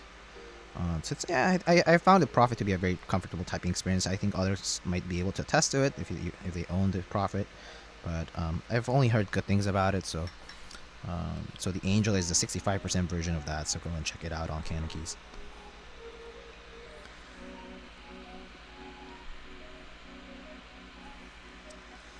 All right. On Canon Keys, we also currently have ePBT Aesthetic that just went live. As well as desk mats for it. We also have, I think, the Cornelius, and we also have DSA 1930 currently on Canon Keys as well. Canon Keys also has Zeal linear switches by Minterly, as well as PBT Honeywell bolt sets. They have Lube, they have ANSI PCBs, and other products. They have like the practice series of PCBs, which if you're new to soldering, it's a good way to get started. So yeah, check out Canon Keys for all of those details. Next up, we have Mint Autumn. Mint Autumn is still currently working on the Rukia Round 2 fulfillment. No news since then, but basically still working on that. Still working on PE case injection molding equipment. But stay tuned, mintautumn.com for more. Maybe there might be a future run of Rukias. Maybe there might be, there definitely will be at some point a run of Irma TKLs with a PE polyethylene case design. So if you want to stay tuned for that, you should definitely sign up for your Mint Autumn's newsletter / join their Discord. Next up, we have Omnitype. On omnitype.com/lightning. You can check out GMK Norse, which is currently on group buy. I have 2 Vega type test videos, and one is floating, other one isn't. I think I float only sometimes. Well, I only notice it when on your regular videos too. You do like a short typing thing at the end, and you don't float all the time either. Suzzboards. So yeah, GMK Norse currently on Omnitype. Omnitype also regularly restocks desk pads. So if you're looking for desk pads, Omnitype is a good source of them. It's a good source for them. Pretty much every vendor nowadays has desk pads, both for group buy as well as in stock for those who might be looking for one right away. Omnitype is a good place because they regularly restock and they ship rather quickly.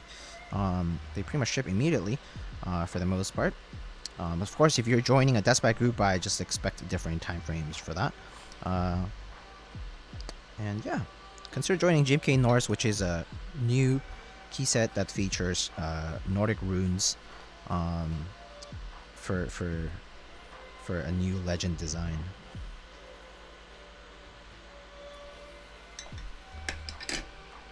For correct typing posture, can my forearms sit on the desk? My forearms sit on the desk while my wrists float. So like forearms sit on the desk while my wrists float. I think your arms are supposed to be suspended. No. So yeah, I think in my case I use the armrest from the chair, so my entire forearm is kind of the same level. Yeah.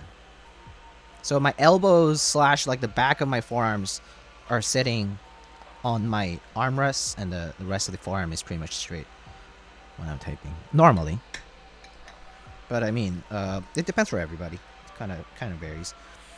Depends how you're like if your seating arrangement is comfortable and all that stuff.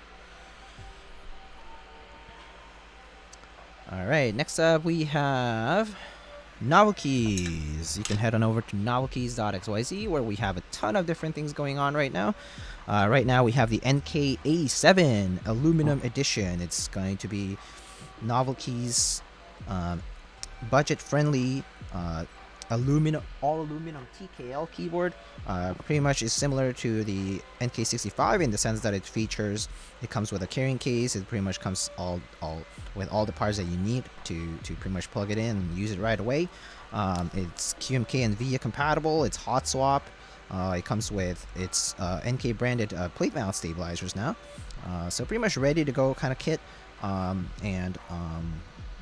And this time in a TKL format. I don't think there's a Win keyless version of it, so they're all Win key versions.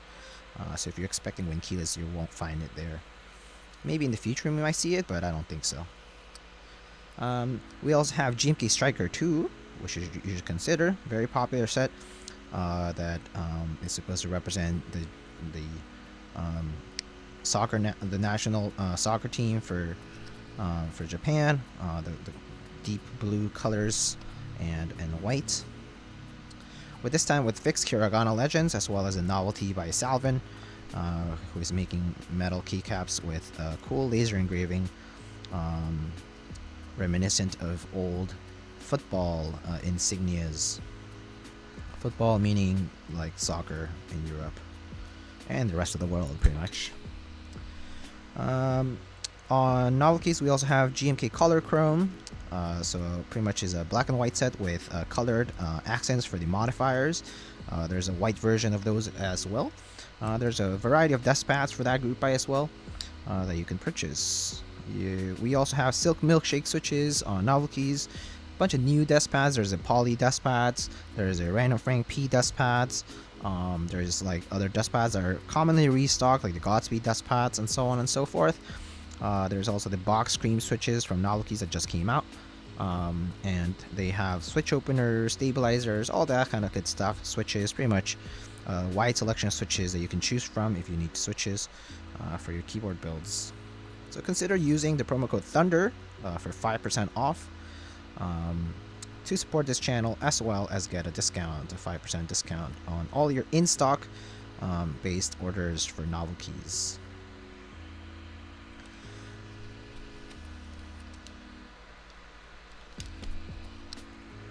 Next up, we have GMK Inokuma on Prime Keyboards, primekeyboards.com, primekb.com/lightning, where you can find GMK Inokuma. We also have alpaca switches as well as cobalt palm linears. There also are Krytox 205 grade 0 in these nice glass and wood covered cases. We also have Duroc V2 stabilizers on Prime Keyboards. You can find a variety of supplies for your keyboard building needs and for your switch modding needs, so do consider checking out Prime Keyboard's selection of those products. Next up, we have Project Keyboard, projectkeyboard.com. On projectkeyboard.com, we currently have GMK Astral. GMK Astral is currently live. It's a very subtle set. I believe the designer of GMK Vaporwave is behind this set as well. So yeah, I expect a pretty cool high contrast set this time. With a very light, sort of like, is it like blue or lavender? I'm not sure. Set with darker legends, but looks pretty good. I actually really like the colors of that set. I'm not very sure I will be joining it personally, mostly just due to money. Like, it's just a lot of money to spend. But I do like this. I do like how the set looks. on Project Keyboard, you might also find lavender switches as well as little other things, bits and pieces for like plates or keyboard related supplies like PCBs. But yeah, just check out projectkeyboard.com for more information on their store. Next up, we have Salvin, salvin.com. Salvin he's a machinist in Belgium. He now currently has different swag. So he has t-shirts, hoodies. He also now is he has a lot of collaborations ongoing with different keyset designers. For Gmk Striker Round 2, for example. He also carries Welbatech PCBs, the Weird Flex 60% PCB, for example, as well as the Graphite PCBs by Welba. Those are compatible if you own any similar keyboards. I mean, keyboards that have used Welbatech's PCBs, such as the thermal or the or you might be using a key called 160, 165, etc., etc. So there's a variety of PCBs for that, but this time in the graphite solder mask color. Consider ordering from Salvin if you're in the EU. Next up, for all of your keyset matching needs, we have spaceholdings.net or Space Cables. Space Cables, one of the best cable makers in the United States, with really good matches for different key sets for their cable collaborations. They also do a bunch of Cerakoting on their different connectors. They do an excellent job of color matching these key sets. Pretty much you can find any key set that currently has been running. They'll have it there for cable collab. There's also a couple of desk pads like the SP20 desk pad as well as the Ouch and Space desk pad that are currently in stock. GMK Nightshade is also running on Space Cables on spaceholdings.net. GMK Nightshade is a cool set, features a bit of a darker color scheme with the usual darker modifiers and slightly lighter alphas with a high contrast color for the legends. Check it out.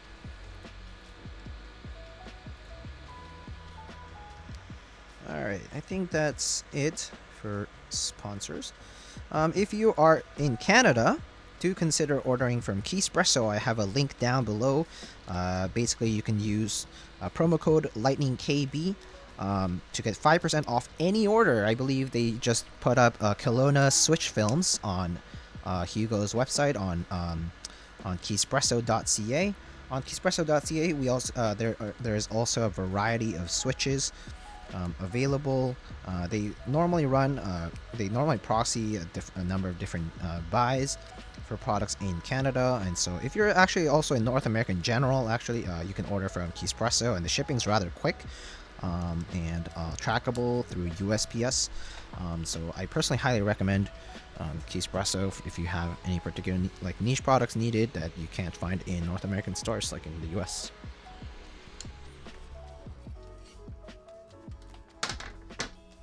Alright, we're done with that.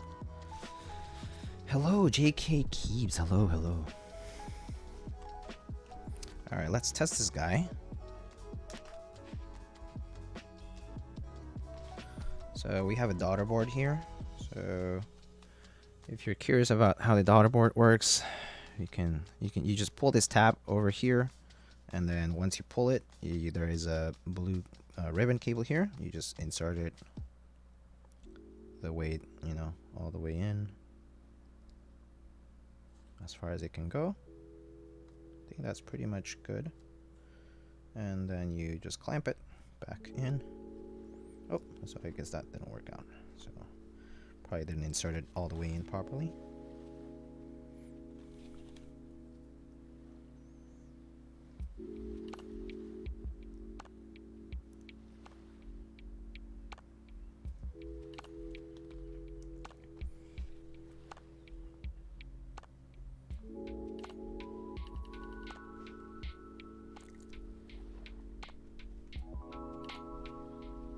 Alright, there we go. So it's in this time.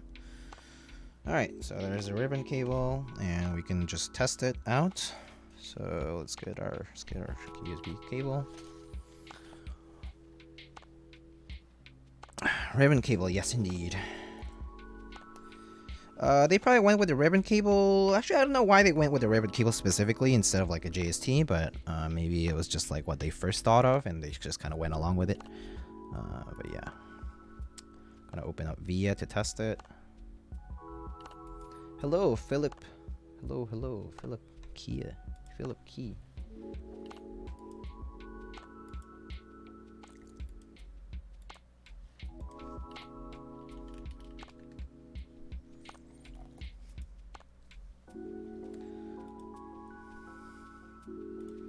PP and the GH thread for some deets. Yeah, let me know if you find anything out, but I think it's just might just be a stylistic choice at this point. Alright, so here we have our thing here. I don't like having this spacebar be a function key right now, so I'm just gonna change it to regular space. Alright, test matrix. Alright. Did I forget this out of that? No. Okay.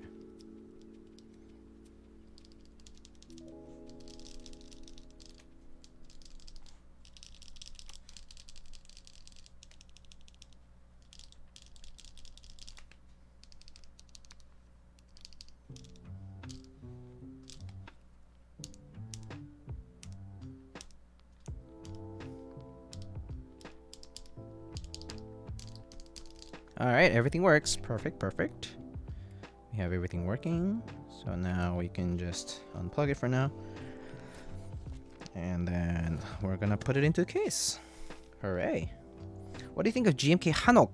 I think GMK Hanok looks pretty cool. I actually remember seeing that interest check a while ago. It's been a few weeks, I think, now that I saw it. GMK Hanok. We can check it out in just a sec. Let's see, GMK Hanok. Oh look, I had the page up at some point. GMK Hanok inspired by Hanok traditional Korean architecture and houses. I like this idea though. First of all, it uses. Wait, what? It has different modifiers. Wait, what's going on? Oh, okay. There are accents. Okay. So brown modifiers. Beige alphas. It looks like. Is it beige? Where are the colors? Specifications beige. Oh yeah, it's beige, gray, and a custom brown. Beige, gray, and a beige N9 gray and a custom brown. I like this. Basically beige alphas means that I can use this with other sets, which is good. The brown is pretty pleasant, kind of natural earthy color. N9 gray, I mean, that's a pretty standard. This is basically like GMK 9 sort of, where you have N9 with the cream of the beige like caps color for the legends. So that's cool. I'm pro icon plus text mods, which is great. I'm actually very much in favor of this Alt Hanyang and Control Hanja keys, which are would be new. Maybe these are going to have to be pad printed, which is totally fine with me, honestly. I don't care. F13, cool. The base support is pretty chunky. I actually would probably remove these two keys, for example. I don't think these are needed, personally. The rest looks okay. Yeah, the rest looks okay, yeah. Has 1800 support, has HKB, all that. Split mod pipe, whatever.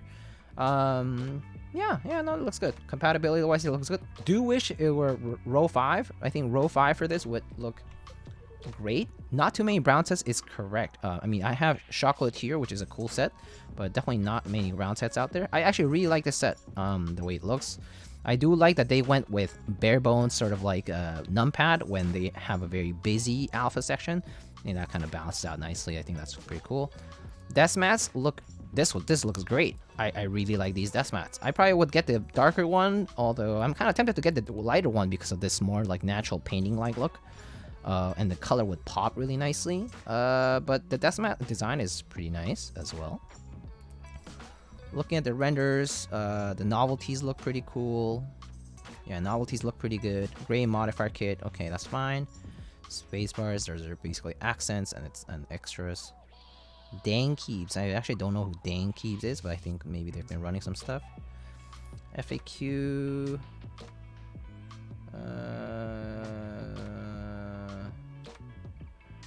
Yeah, okay, whatever. To-do list. Okay. Rama Southland, maybe. Okay, cool. So they might have a collab for that. No, it looks good. It looks good. GMK Hanok, yeah.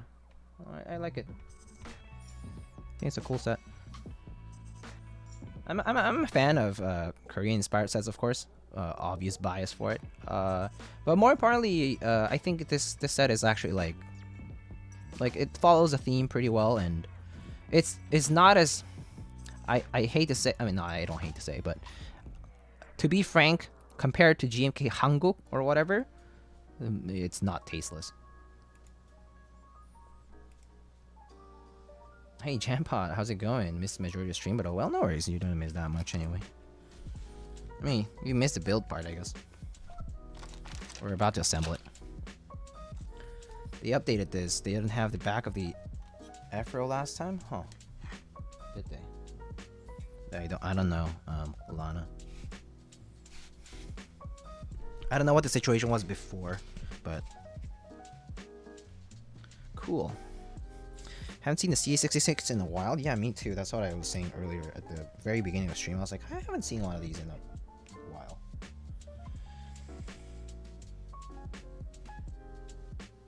Alright, let's get the screws back in.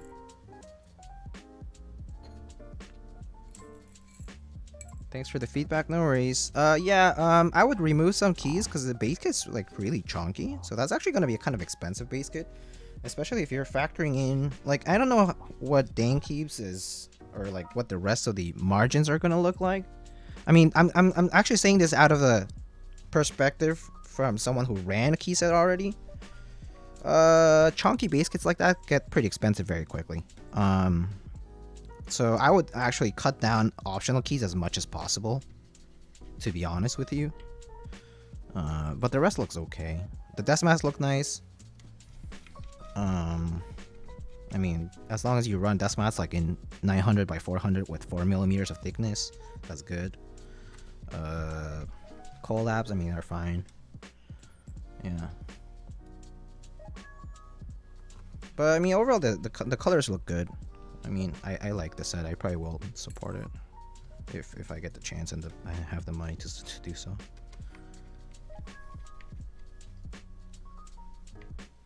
Released a video about the keyboard with the rose key set. It looks like a Dollinger, but what is it? It's called a porpoise. It's designed by Bisoromi.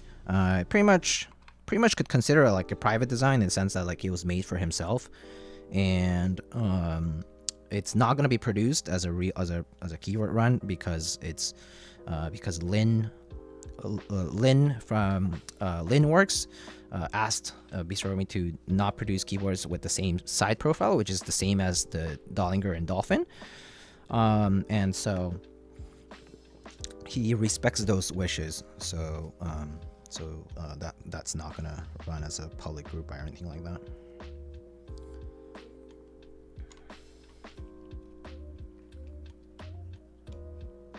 But yeah, basically, Bisoromi designed it for himself and basically, I guess a few friends.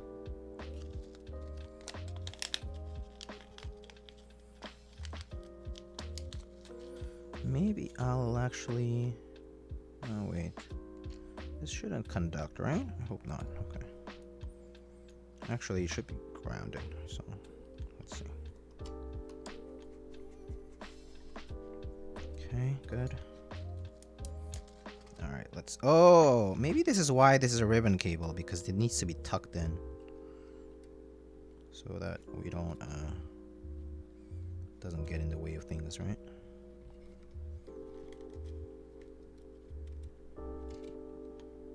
Maybe that's why this is a ribbon cable, actually. Actually, JSC would work fine too, though. So I don't see the reason why this would have to be a ribbon. But I mean, one observation I could make. You could still tuck a JSC in, yeah, for sure. So you built a keyboard for the designer? Yeah, I'm basically borrowing the keyboard from Bisarami. Like I know Bisarami, and he basically sent it. I mean, like he basically sent it out, and I just built it, and I'm just basically test driving it. So I'll be returning it sooner than later. Yeah.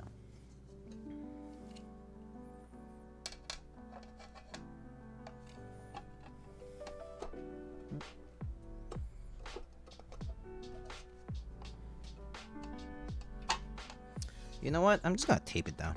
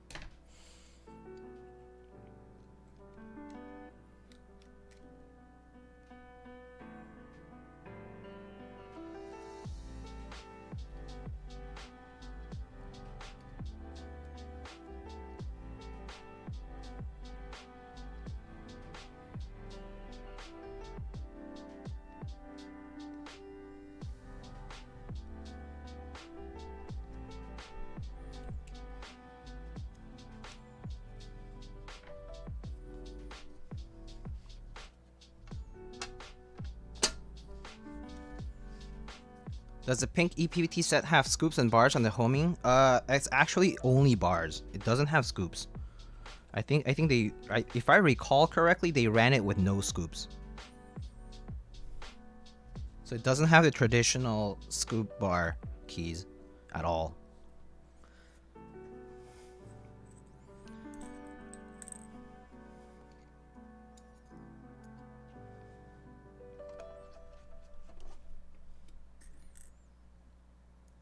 Oh, so today we already have a key set that we're gonna use.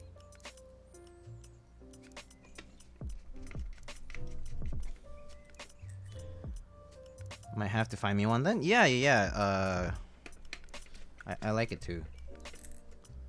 The combo bar scoop kind of meh. I agree. I don't like it personally as much. I mean, I think it's like just choose one, right? Like it's like why it's like so indecisive almost. It's like, can we just have either scoop or bar? Or both, but separate? Alright. Let's put the legs in and the feet.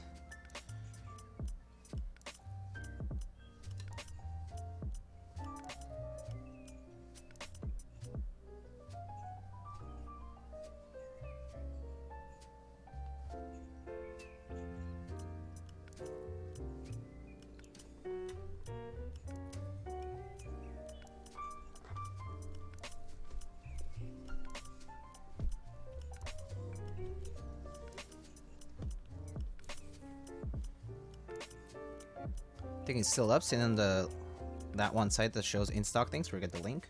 Thock stock, I think. THOCSTOCK. I should add that command actually. I'm just gonna add a command that's called in stock or something.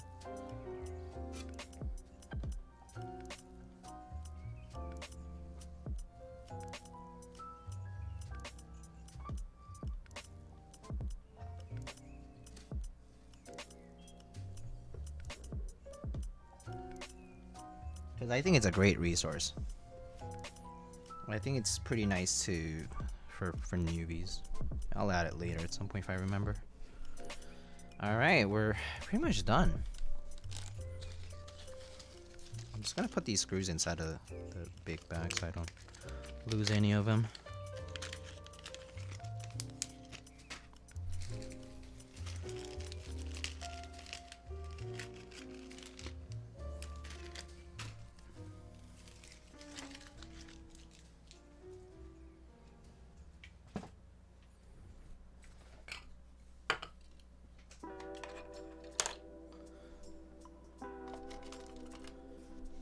There you go, Daily Clack. Oh, Daily Clack has them. Oh, nice. Okay, so I guess you have to pay for shipping from Australia, but I guess it's not too bad.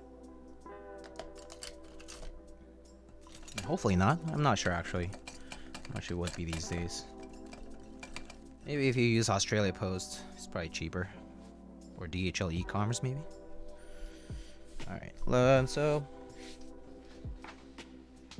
the key set we're going to be using is going to be Cafe. First time I have this set in person.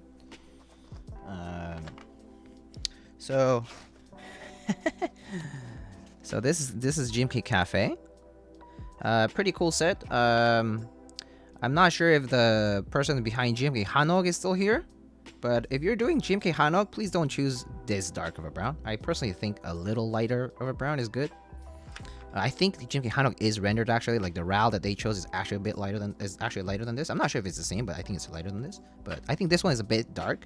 It still does look brown in person. It actually looks very nice. But personally, in a regularly lit room, I think this might look a bit too dark. But yeah, Gmk Cafe, pretty neat set. Yeah, definitely the one thing I don't like is that the mods might be a little bit too dark for my own taste. But it's a pretty cool set nonetheless.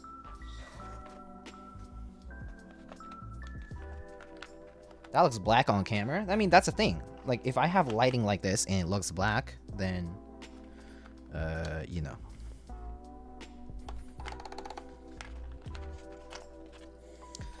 That's kind of like why I'm saying that.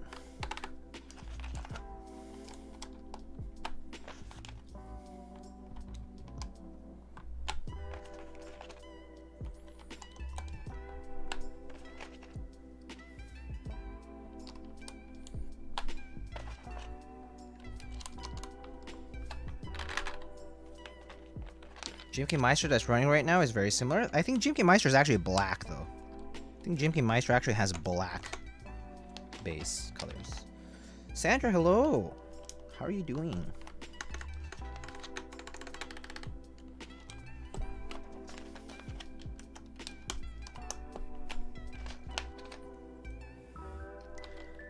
That's the one that got away from me. Love me a CA66. Yeah, it's a pretty unique keyboard, eh? I mean, it came out like 3 years ago now, but it definitely was a bit of a rage when it first came out, and it even had a round 2 and all that. It's a nice board. It's a neat board.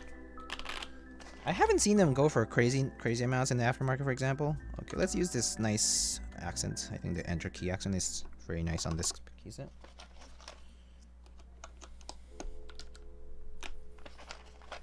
So glad I bought one recently. They're so unique. Oh yeah, they're definitely unique. Definitely a pretty unique board. The different aesthetic for sure. Not for everybody. The aesthetic, I think it can look a bit. It could look a bit, you know, iffy for some people. But I mean, I definitely think it's a unique and cool look. It's different.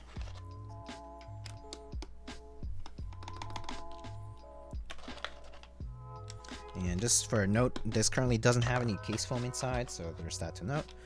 I'm not going to put any case foam. It currently only has the plate foam, so the plate foam meaning the foam that goes in between the PCB and the plate. That's all it has right now.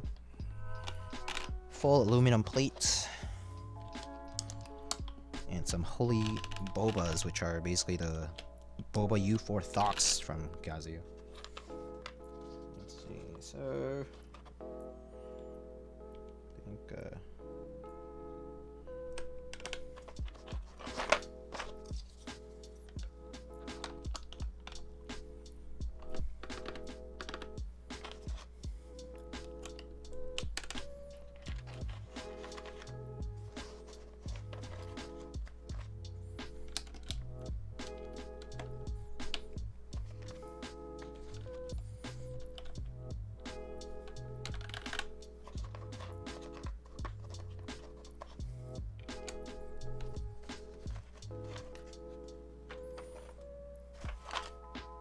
oh, maybe we should use the... I like these 1U novelties are kind of cute. Can use the 1U novelties for that. Little coffee bean novelties look pretty nice on this. And where's the short shift? Is it this one? And then page up.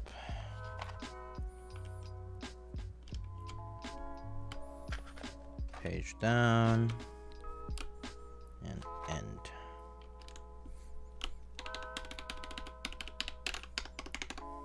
Alright.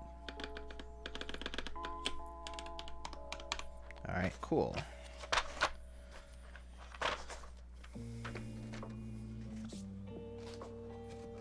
You're streaming surprisingly early today. I am.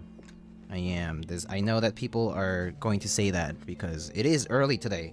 I normally stream in the middle of the night for those in Europe. So you are 6 hours ahead of me, so I can tell that you're in Europe. I indeed normally stream pretty late for you guys. Pretty much middle of the night for you.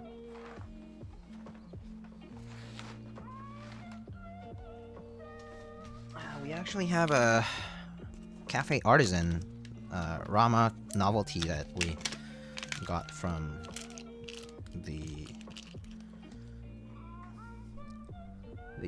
oh, if we're gonna use the cafe novelty, we should with this metallic keycap, maybe we should change the novelties to the little coffee icons. So let's actually do that. Nice. Okay, let's actually change these guys to the coffee things.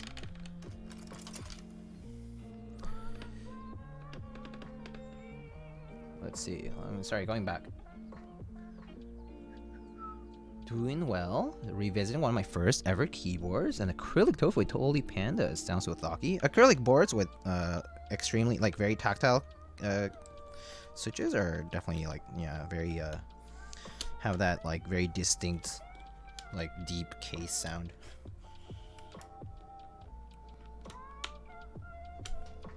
Let's change these up.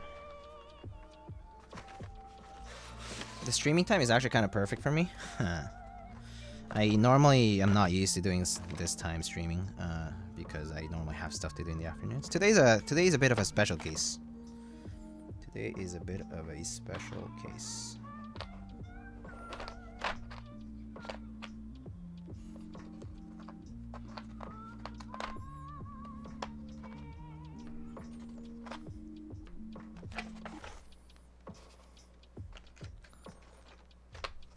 It looks very industrial-ish, like an old-school terminal keyboard type of vibe. Yeah. It has a bit of a old school vibe. I mean, that's the whole inspiration behind it. Yeah. But let's see. Have you ever messed around with Bluetooth functionality on these? You mean keyboards in general? There are some keyboards that I've tried that have native, like the PCBs have Bluetooth with them. So the problem with Bluetooth is licensing and also just the way they communicate. Like you have to. Bluetooth is a bit of a gray area to navigate with keyboards, and you have to sort of like know how to do it. I don't think you can do it with QMK, so there's that. Wait, I think you can, but yeah, there's something about, I forget what it was about Bluetooth. There's a specific nomenclature here that I am kind of like spacing out on, but basically Bluetooth is possible in metallic cases. It's hard to do because metallic cases are basically shields for the, for the waves for Bluetooth to travel, and so basically it doesn't work. You have to either extract the Bluetooth portion out or have like a hole or something to basically tunnel the waves out of the case for it to communicate. But I went Bluetooth on the CA66? No, I haven't, because I have not ever gotten the Bluetooth version of it. Yeah, I've never gotten the Bluetooth version of the CA66 before. Only solderable, actually, that I've tried. Nice to see you. F you, you're streaming always way too late. Why would you prefer built keyboards over keyboards from shops?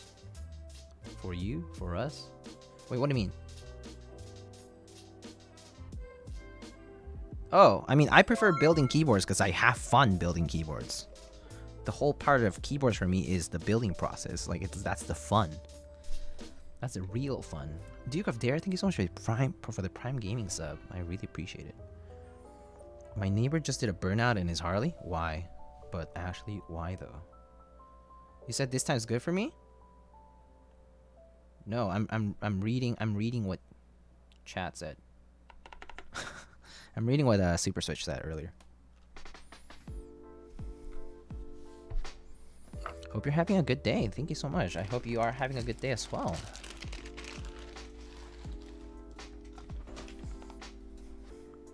Stream is early enough for me to tune in. That's good.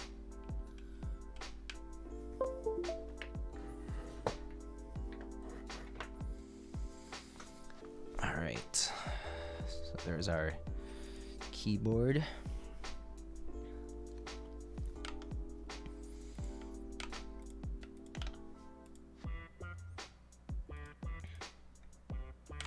Oh yeah, I haven't checked out requests. Okay, never mind. There wasn't much. Oh, is Kevin still here? Actually, totally forgot. Kevin, you still here?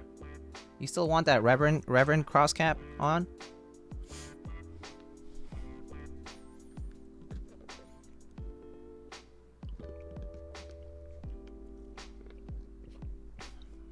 Stream is early enough for me to tune in. That's good.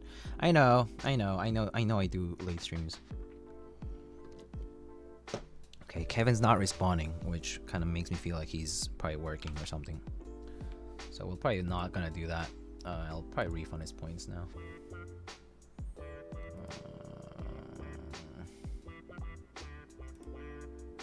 Wait, what's going on? Now I'll just be sad? Okay, I'll refund your points. Won't match either? I guess, if you think that, Cafe looks close to black on white, I mean, white on black, then, it might match. But anyway, yeah. So let's, try typing on this, right? Oh, that's a bit too big.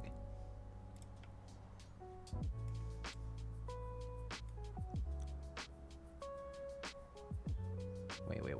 No, it's too narrow. Alright. So I believe I have to move the keyboard a bit this way because my mic is not going to reach otherwise. Quick VIA question. How do you set up RSFTT? RSFTT? What's that? Let me look. RSFTT. I'm going to put the VIA window on. What's... do you mean right shift? Wait, what's RS... Hold on, I'm gonna look that up. RSFTT KC. Okay, let me see. Key codes.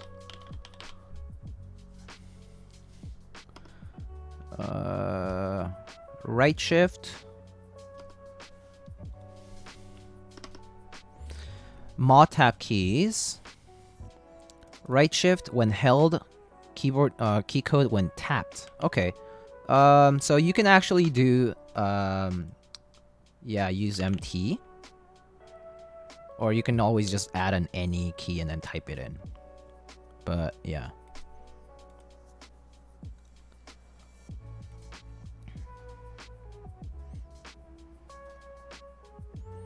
But you can also like put like any and then you can just type it in yourself.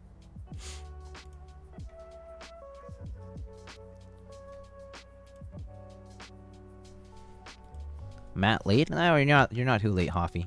You're still here on time. Sorta. We haven't typed on it yet. Alright, let's see. And also, thanks for answering that question, Welba. Didn't even notice you there.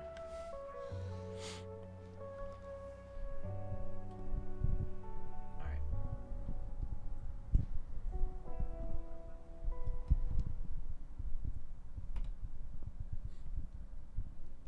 What's MT? It's mod tap or moment. I mean, there's like mod tap keys and there's like momentarily toggle things. I think it's like if you press. So mod tap is basically if you press it, it does one thing, and then if you hold it, then it becomes a modifier. Yeah. So it's useful for like smaller keyboards and stuff, like 40s and whatnot. Yeah.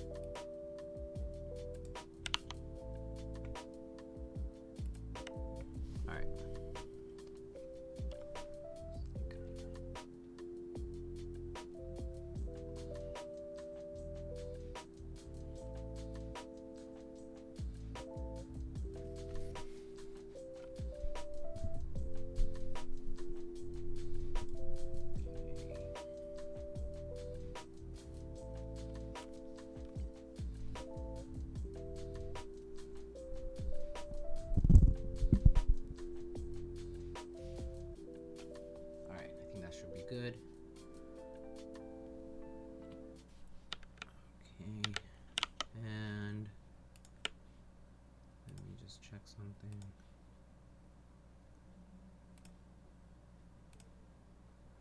Whoop.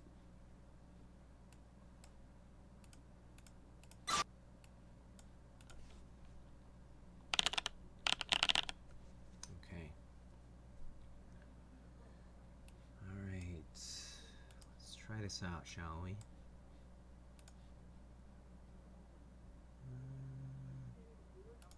We can close V in now. How many watts can a thermal plus dissipate? What's up, laser? Alright, so there's a CA66 with a full aluminum plate. Holy Boba switches. No case foam, only plate foam inside. So we'll give that a shot with GMK Cafe on it. Good morning, how's things? Things are well, how are you, OZ? Right on time for the typing test.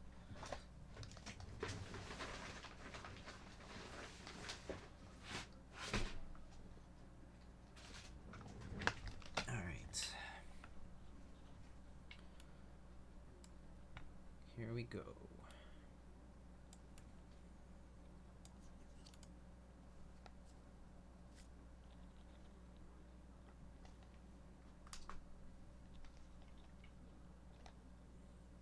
Take this off.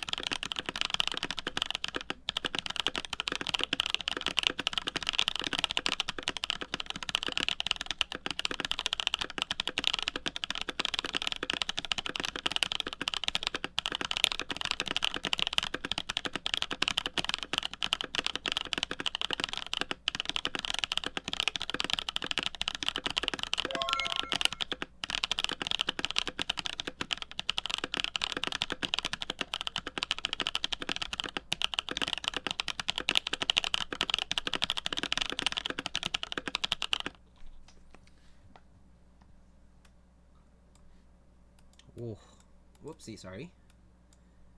I said, yeah, so no case foam and there's plate foam. So there's only plate foam. 129 is pretty fast. I could probably beat my PR at this rate. I made a lot of mistakes too, so I know I could probably beat it at this point. Yo, Chive, thank you so much for the 5 months. I think it's echoey. I actually like it. It's a unique sound for sure. I actually really like it. Let me do it one more time because I actually enjoy how it sounds. I actually do like that it doesn't have any foam and it sounds the way it does.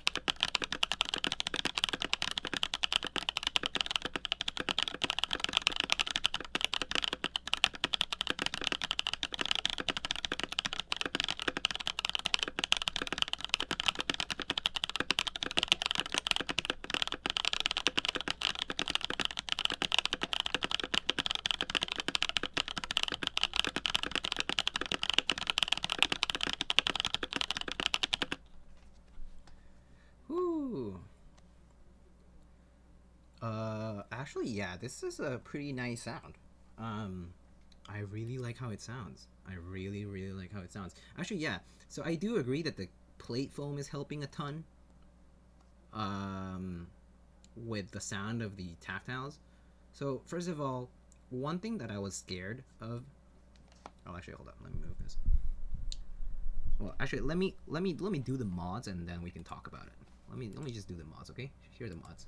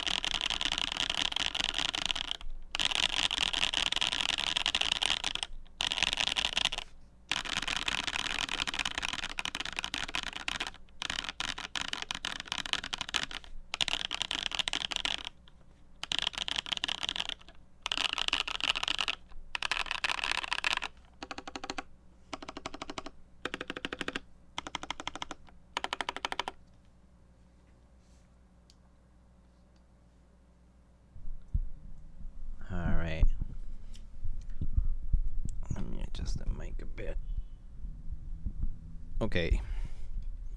So let's talk about this board for a bit.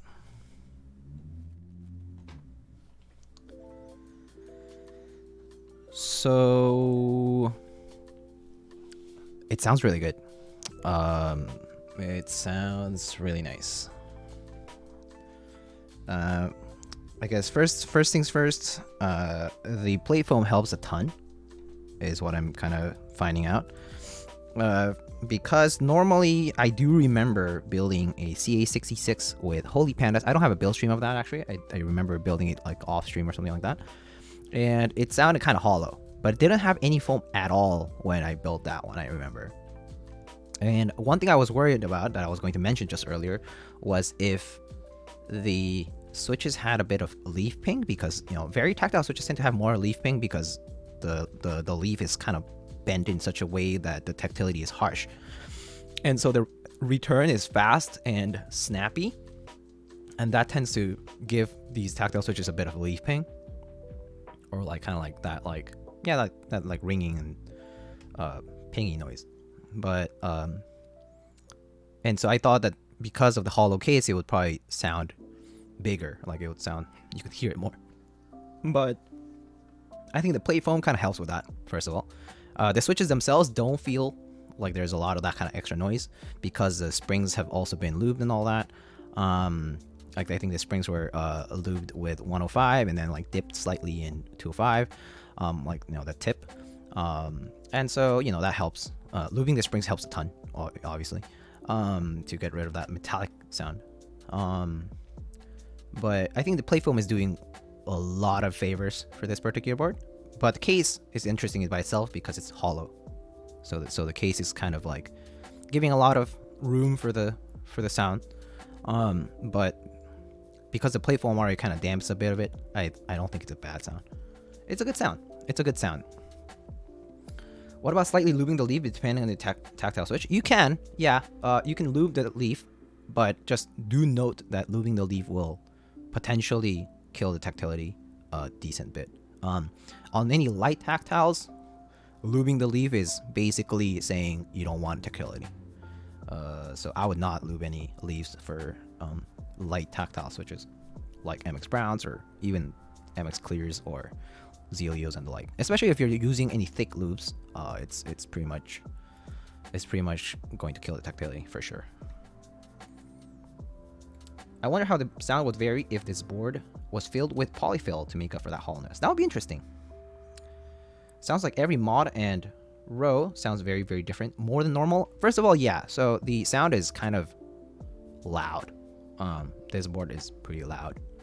I have to say that this board in an office setting, prohibitively loud.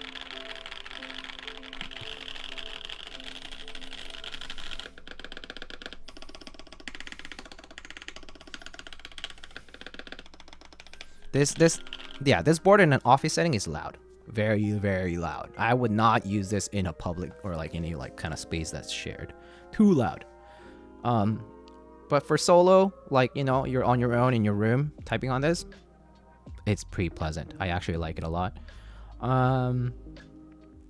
Any suggestion to eliminate leaf ping though? Lube some penguins, but they've got some pretty bad leaf ping still.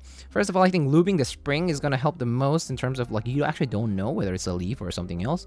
But if you do still experience a lot of like ping that is from the leaf,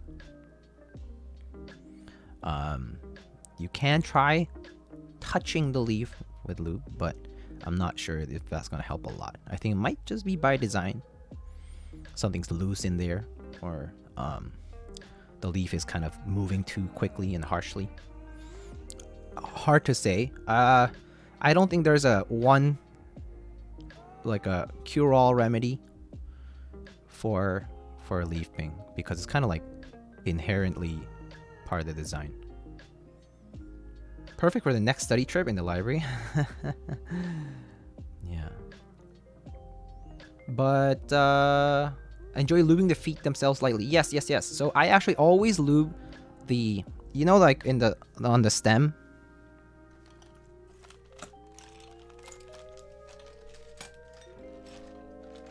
I always have switches around here. So personally, I always enjoy lubing the bottom of the stem. Like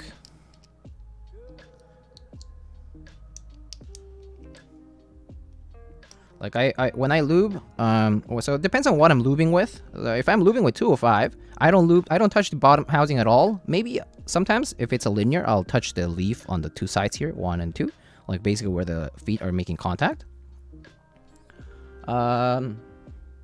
I'll put the spring in a tub where I can just put oil in it and shake it so they get coated in oil.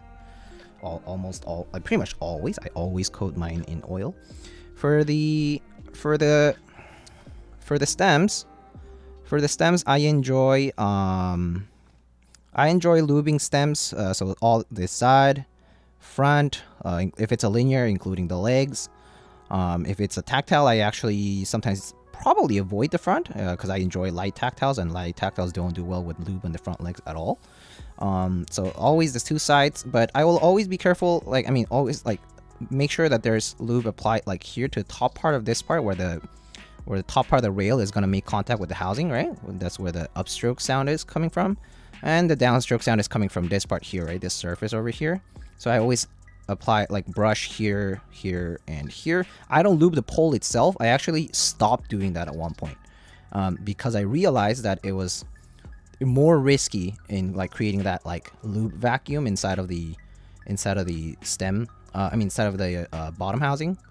So I pretty much just avoid that entire pole. I actually only touch the tip of it, at this bottom cross section here. So the cross section parts I do lube.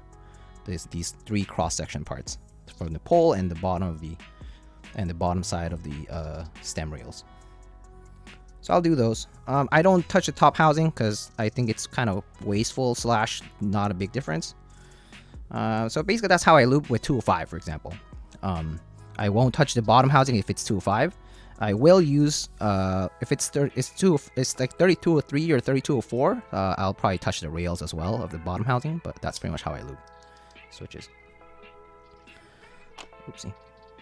This board does not sound polite. Yeah, okay, this is not polite for sure. Now I understand what you mean, but actually, just in general, this board is not good for office settings for sure. If your library is full of beam springs. But yeah, so that's my method of lubing switches in general. For 205, I only pretty much focus on the stem, and for anything lighter than 205, I might touch the bottom housing if necessary. If I think the switch is very smooth already, I don't need to, because lubing the stem already does plenty for both dampening the sound and making the action smoother, and pretty much that's all you need.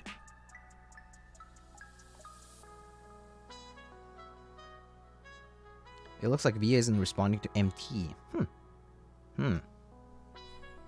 Can you actually try doing the... Oh, wait. Mod tab isn't working. Hopefully Wilbur is in chat, but to help, but if not, I guess we can go over it later. Have you so MT is not working? That's weird. You could always still try doing RSFT_T directly on an any key and under special, but I'm not sure if it'll 100% work. Haven't done that. Haven't done any mod tab stuff in a while. Alright, so personally, I tried lubing the leaf and some glorious pandas, and they still maintain sharp tactility and the ping is virtually gone. So again, your mileage may vary. Depends on the switch, depends on how much you're applying, and more importantly,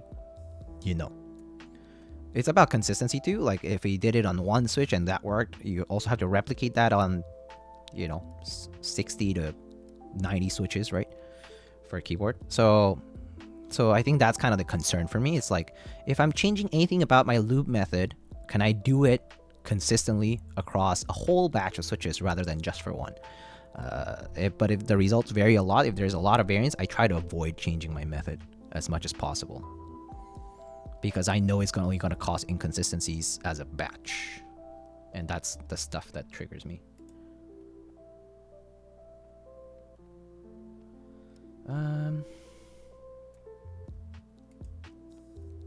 Switch first if there's too much lube on the pole. Yep. Yeah. Very cautious about the amount of 205. Yeah, makes sense. I think that makes sense. But yeah, so OZ is still around, hopefully. For anyone interested in how these holy bobas are lubed, they're with 3203, and the springs are soaked in 105 and donut dipped in 25. Yeah. So here's OZ if you're still around. This is the side profile of the keyboard. It's basically rounded, very kind of like old school. RSFT doesn't seem to be working either. And that's the bottom. It says 66. I'm pretty sure this is French, avec corniche or something, but I don't know why it's CA66 then, because it like would read this way, CA66. Maybe they didn't want to name it AC66 and they decided to go with CA66. I don't know. Or maybe these are two usernames, avec and corniche, or I don't know. I don't know what the background is. Avec is with, yeah. I don't know what corniche is. I don't know either. So I think they're like usernames or maybe something else. I don't know what the basis of it is. But here is the actual board from the front. Looks pretty sweet, in my opinion.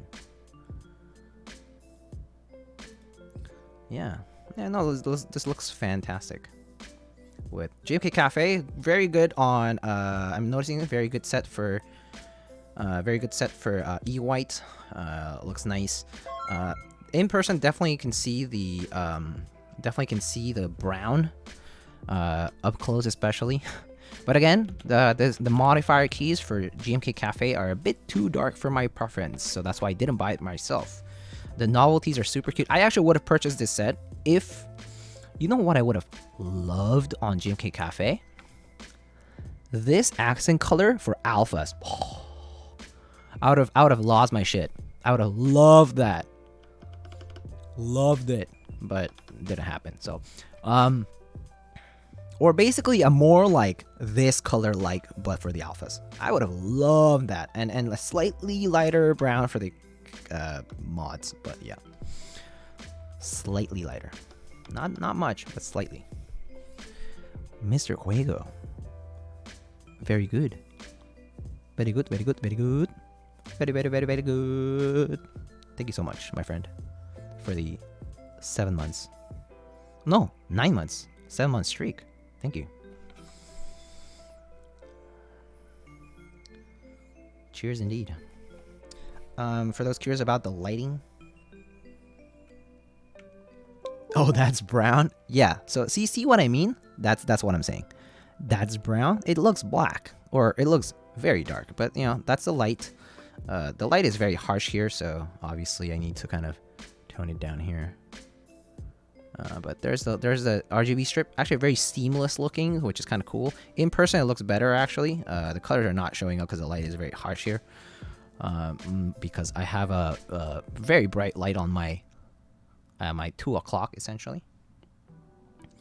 But that's how it looks. USB port on the side. Very nice. This is actually superb.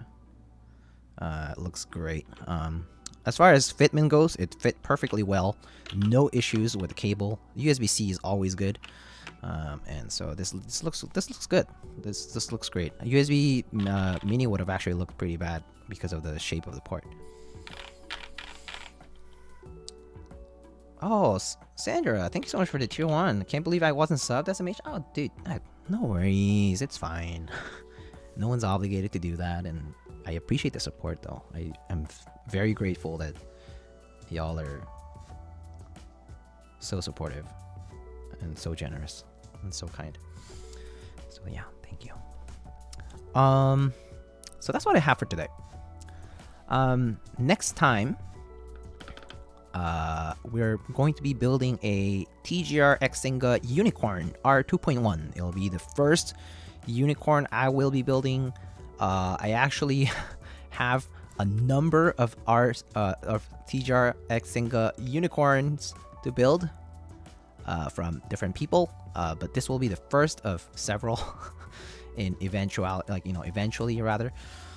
I'll have built a number of them, but I'm excited for it. I believe it's yeah. Anyway, so I'll be building that next time. Probably later this week. I actually am not sure exactly when. I have some deadlines this week, so I'm kind of gonna focus on that after for the rest of the week. But I'm probably thinking. Let me look at my calendar for a second. I'm thinking either Thursday or Friday for the stream. Friday either. Let's see. If it's on Thursday, it'll probably be Thursday. Wait a second. Thursday? Well, so Thursday is my birthday. So I might do a birthday stream and stream that. We'll see. I don't know yet. But Thursday's my birthday. Or if not, I'll take the day off because I actually have a midterm on that day. And I'll be tired. I'll be tired after that. So I might not have the energy to do so. But we'll see. So yeah, Thursday maybe. Thursday night, if anything. Because I have an exam like in the afternoon. Ends in the late evening. Basically, it ends in the evening. And then, yeah, I would have, if I stream, it'll have to be at night. It would have to be at night. Or if not, it will be on Friday during the day / evening. More likely than not. So that's more likely the more likely times I'll probably stream next. Dude, happy birthday, thank you. Appreciate it. I'm late, no worries. Was out with wait, hold up. Sean was out with whom? Was out with girlfriend? Last time you were here, you said a girl. Everyone, please clap for Sean. Sean has moved to the next phase. Girl turned girlfriend. Congrats, Sean. You done it. What a baller. This guy got game. Girlfriend unlocked. Girlfriend achieved. Accomplished. Accomplishment complete. Unlocked. Done. That's great. 10 points for 100 points for Gryffindor. We'll still watch you on a date though. I'll do it. That's right. Last time you were watching me while you were on a date with this girl not turned girlfriend yet, and today you have a girlfriend and you were on a date. So that's great. Congrats, my friend.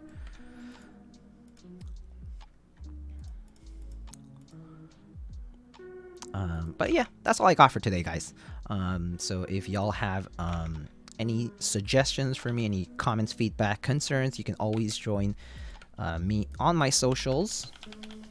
If she doesn't like you, I'm breaking up. Wow. So I need to vouch.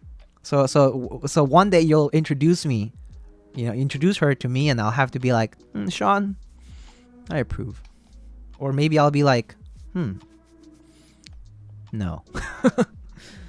Anyway, exclamation socials for all my socials. Help me figure out the RSFT. Yeah. I'll try to help you, Sandra. Let's talk over Discord for that. We can talk over Discord for this. We could maybe like do a call and you can like share the screen or something. Let's see if anybody's streaming.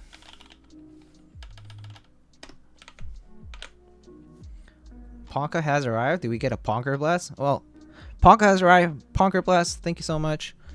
Well, hopefully. Lightning making relationships out there. I'm glad. That's a pleasure if that's true. If that's truly the case. Looks like, whoa. Nathan's streaming.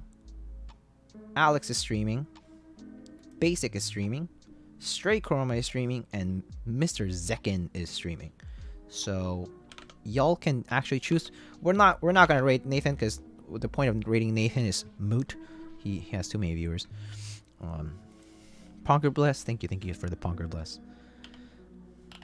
Well, I'm gonna do a quick, I guess, raid. Alex Otos. Wait. Basic, Stray Chroma, and Zekin. I'll just do a 1-minute poll for that, but I think people are saying Zekin. You can vote if you want. Let's get some love to Alex's stream. He's trying out the Salvation today. Oh, Oh, he is. I actually do owe it to Alex, so I kind of do want to raid Alex actually. Do owe him a raid at some point. He's always been super gracious in raiding me when I'm online after he's done, and you know, I really appreciate all the support that he gives. He's super wholesome, dude, and you know, and also it's a special occasion today, so let's go raid the man. Alex, Mr. Tater Hater, no toes, dude. Just kidding. Best stash in NA, probably. All right, let's raid Alex Otos. Thank you so much, everybody. I appreciate all the support. Again, if I do stream Thursday night or Friday during the day / night, I'm not sure about when exactly, depending on when I'm done on things. But thank you again, everybody. Lightning, I'm a guy who you helped with $100 keyboard. Thank you. No problem, Turv. You are welcome. I'll try to catch a stream next time, man. Sure, Punker. You know, just follow and unfortunately, I don't have a schedule. If I had a schedule, I would tell you like join me at this time. But again, this Thursday or this Friday, I'm streaming for sure, probably, because I do have a keyboard to be built. So yeah. Other than that, yeah, you'll just have to see when the ping drops, pretty much. But yeah, join me on my socials. But thank you so much, everyone. I'll see you guys next time. Just, you know, go and support Alex. He's doing a salvation, and take care. Okay? See you, everyone. Thank you so much.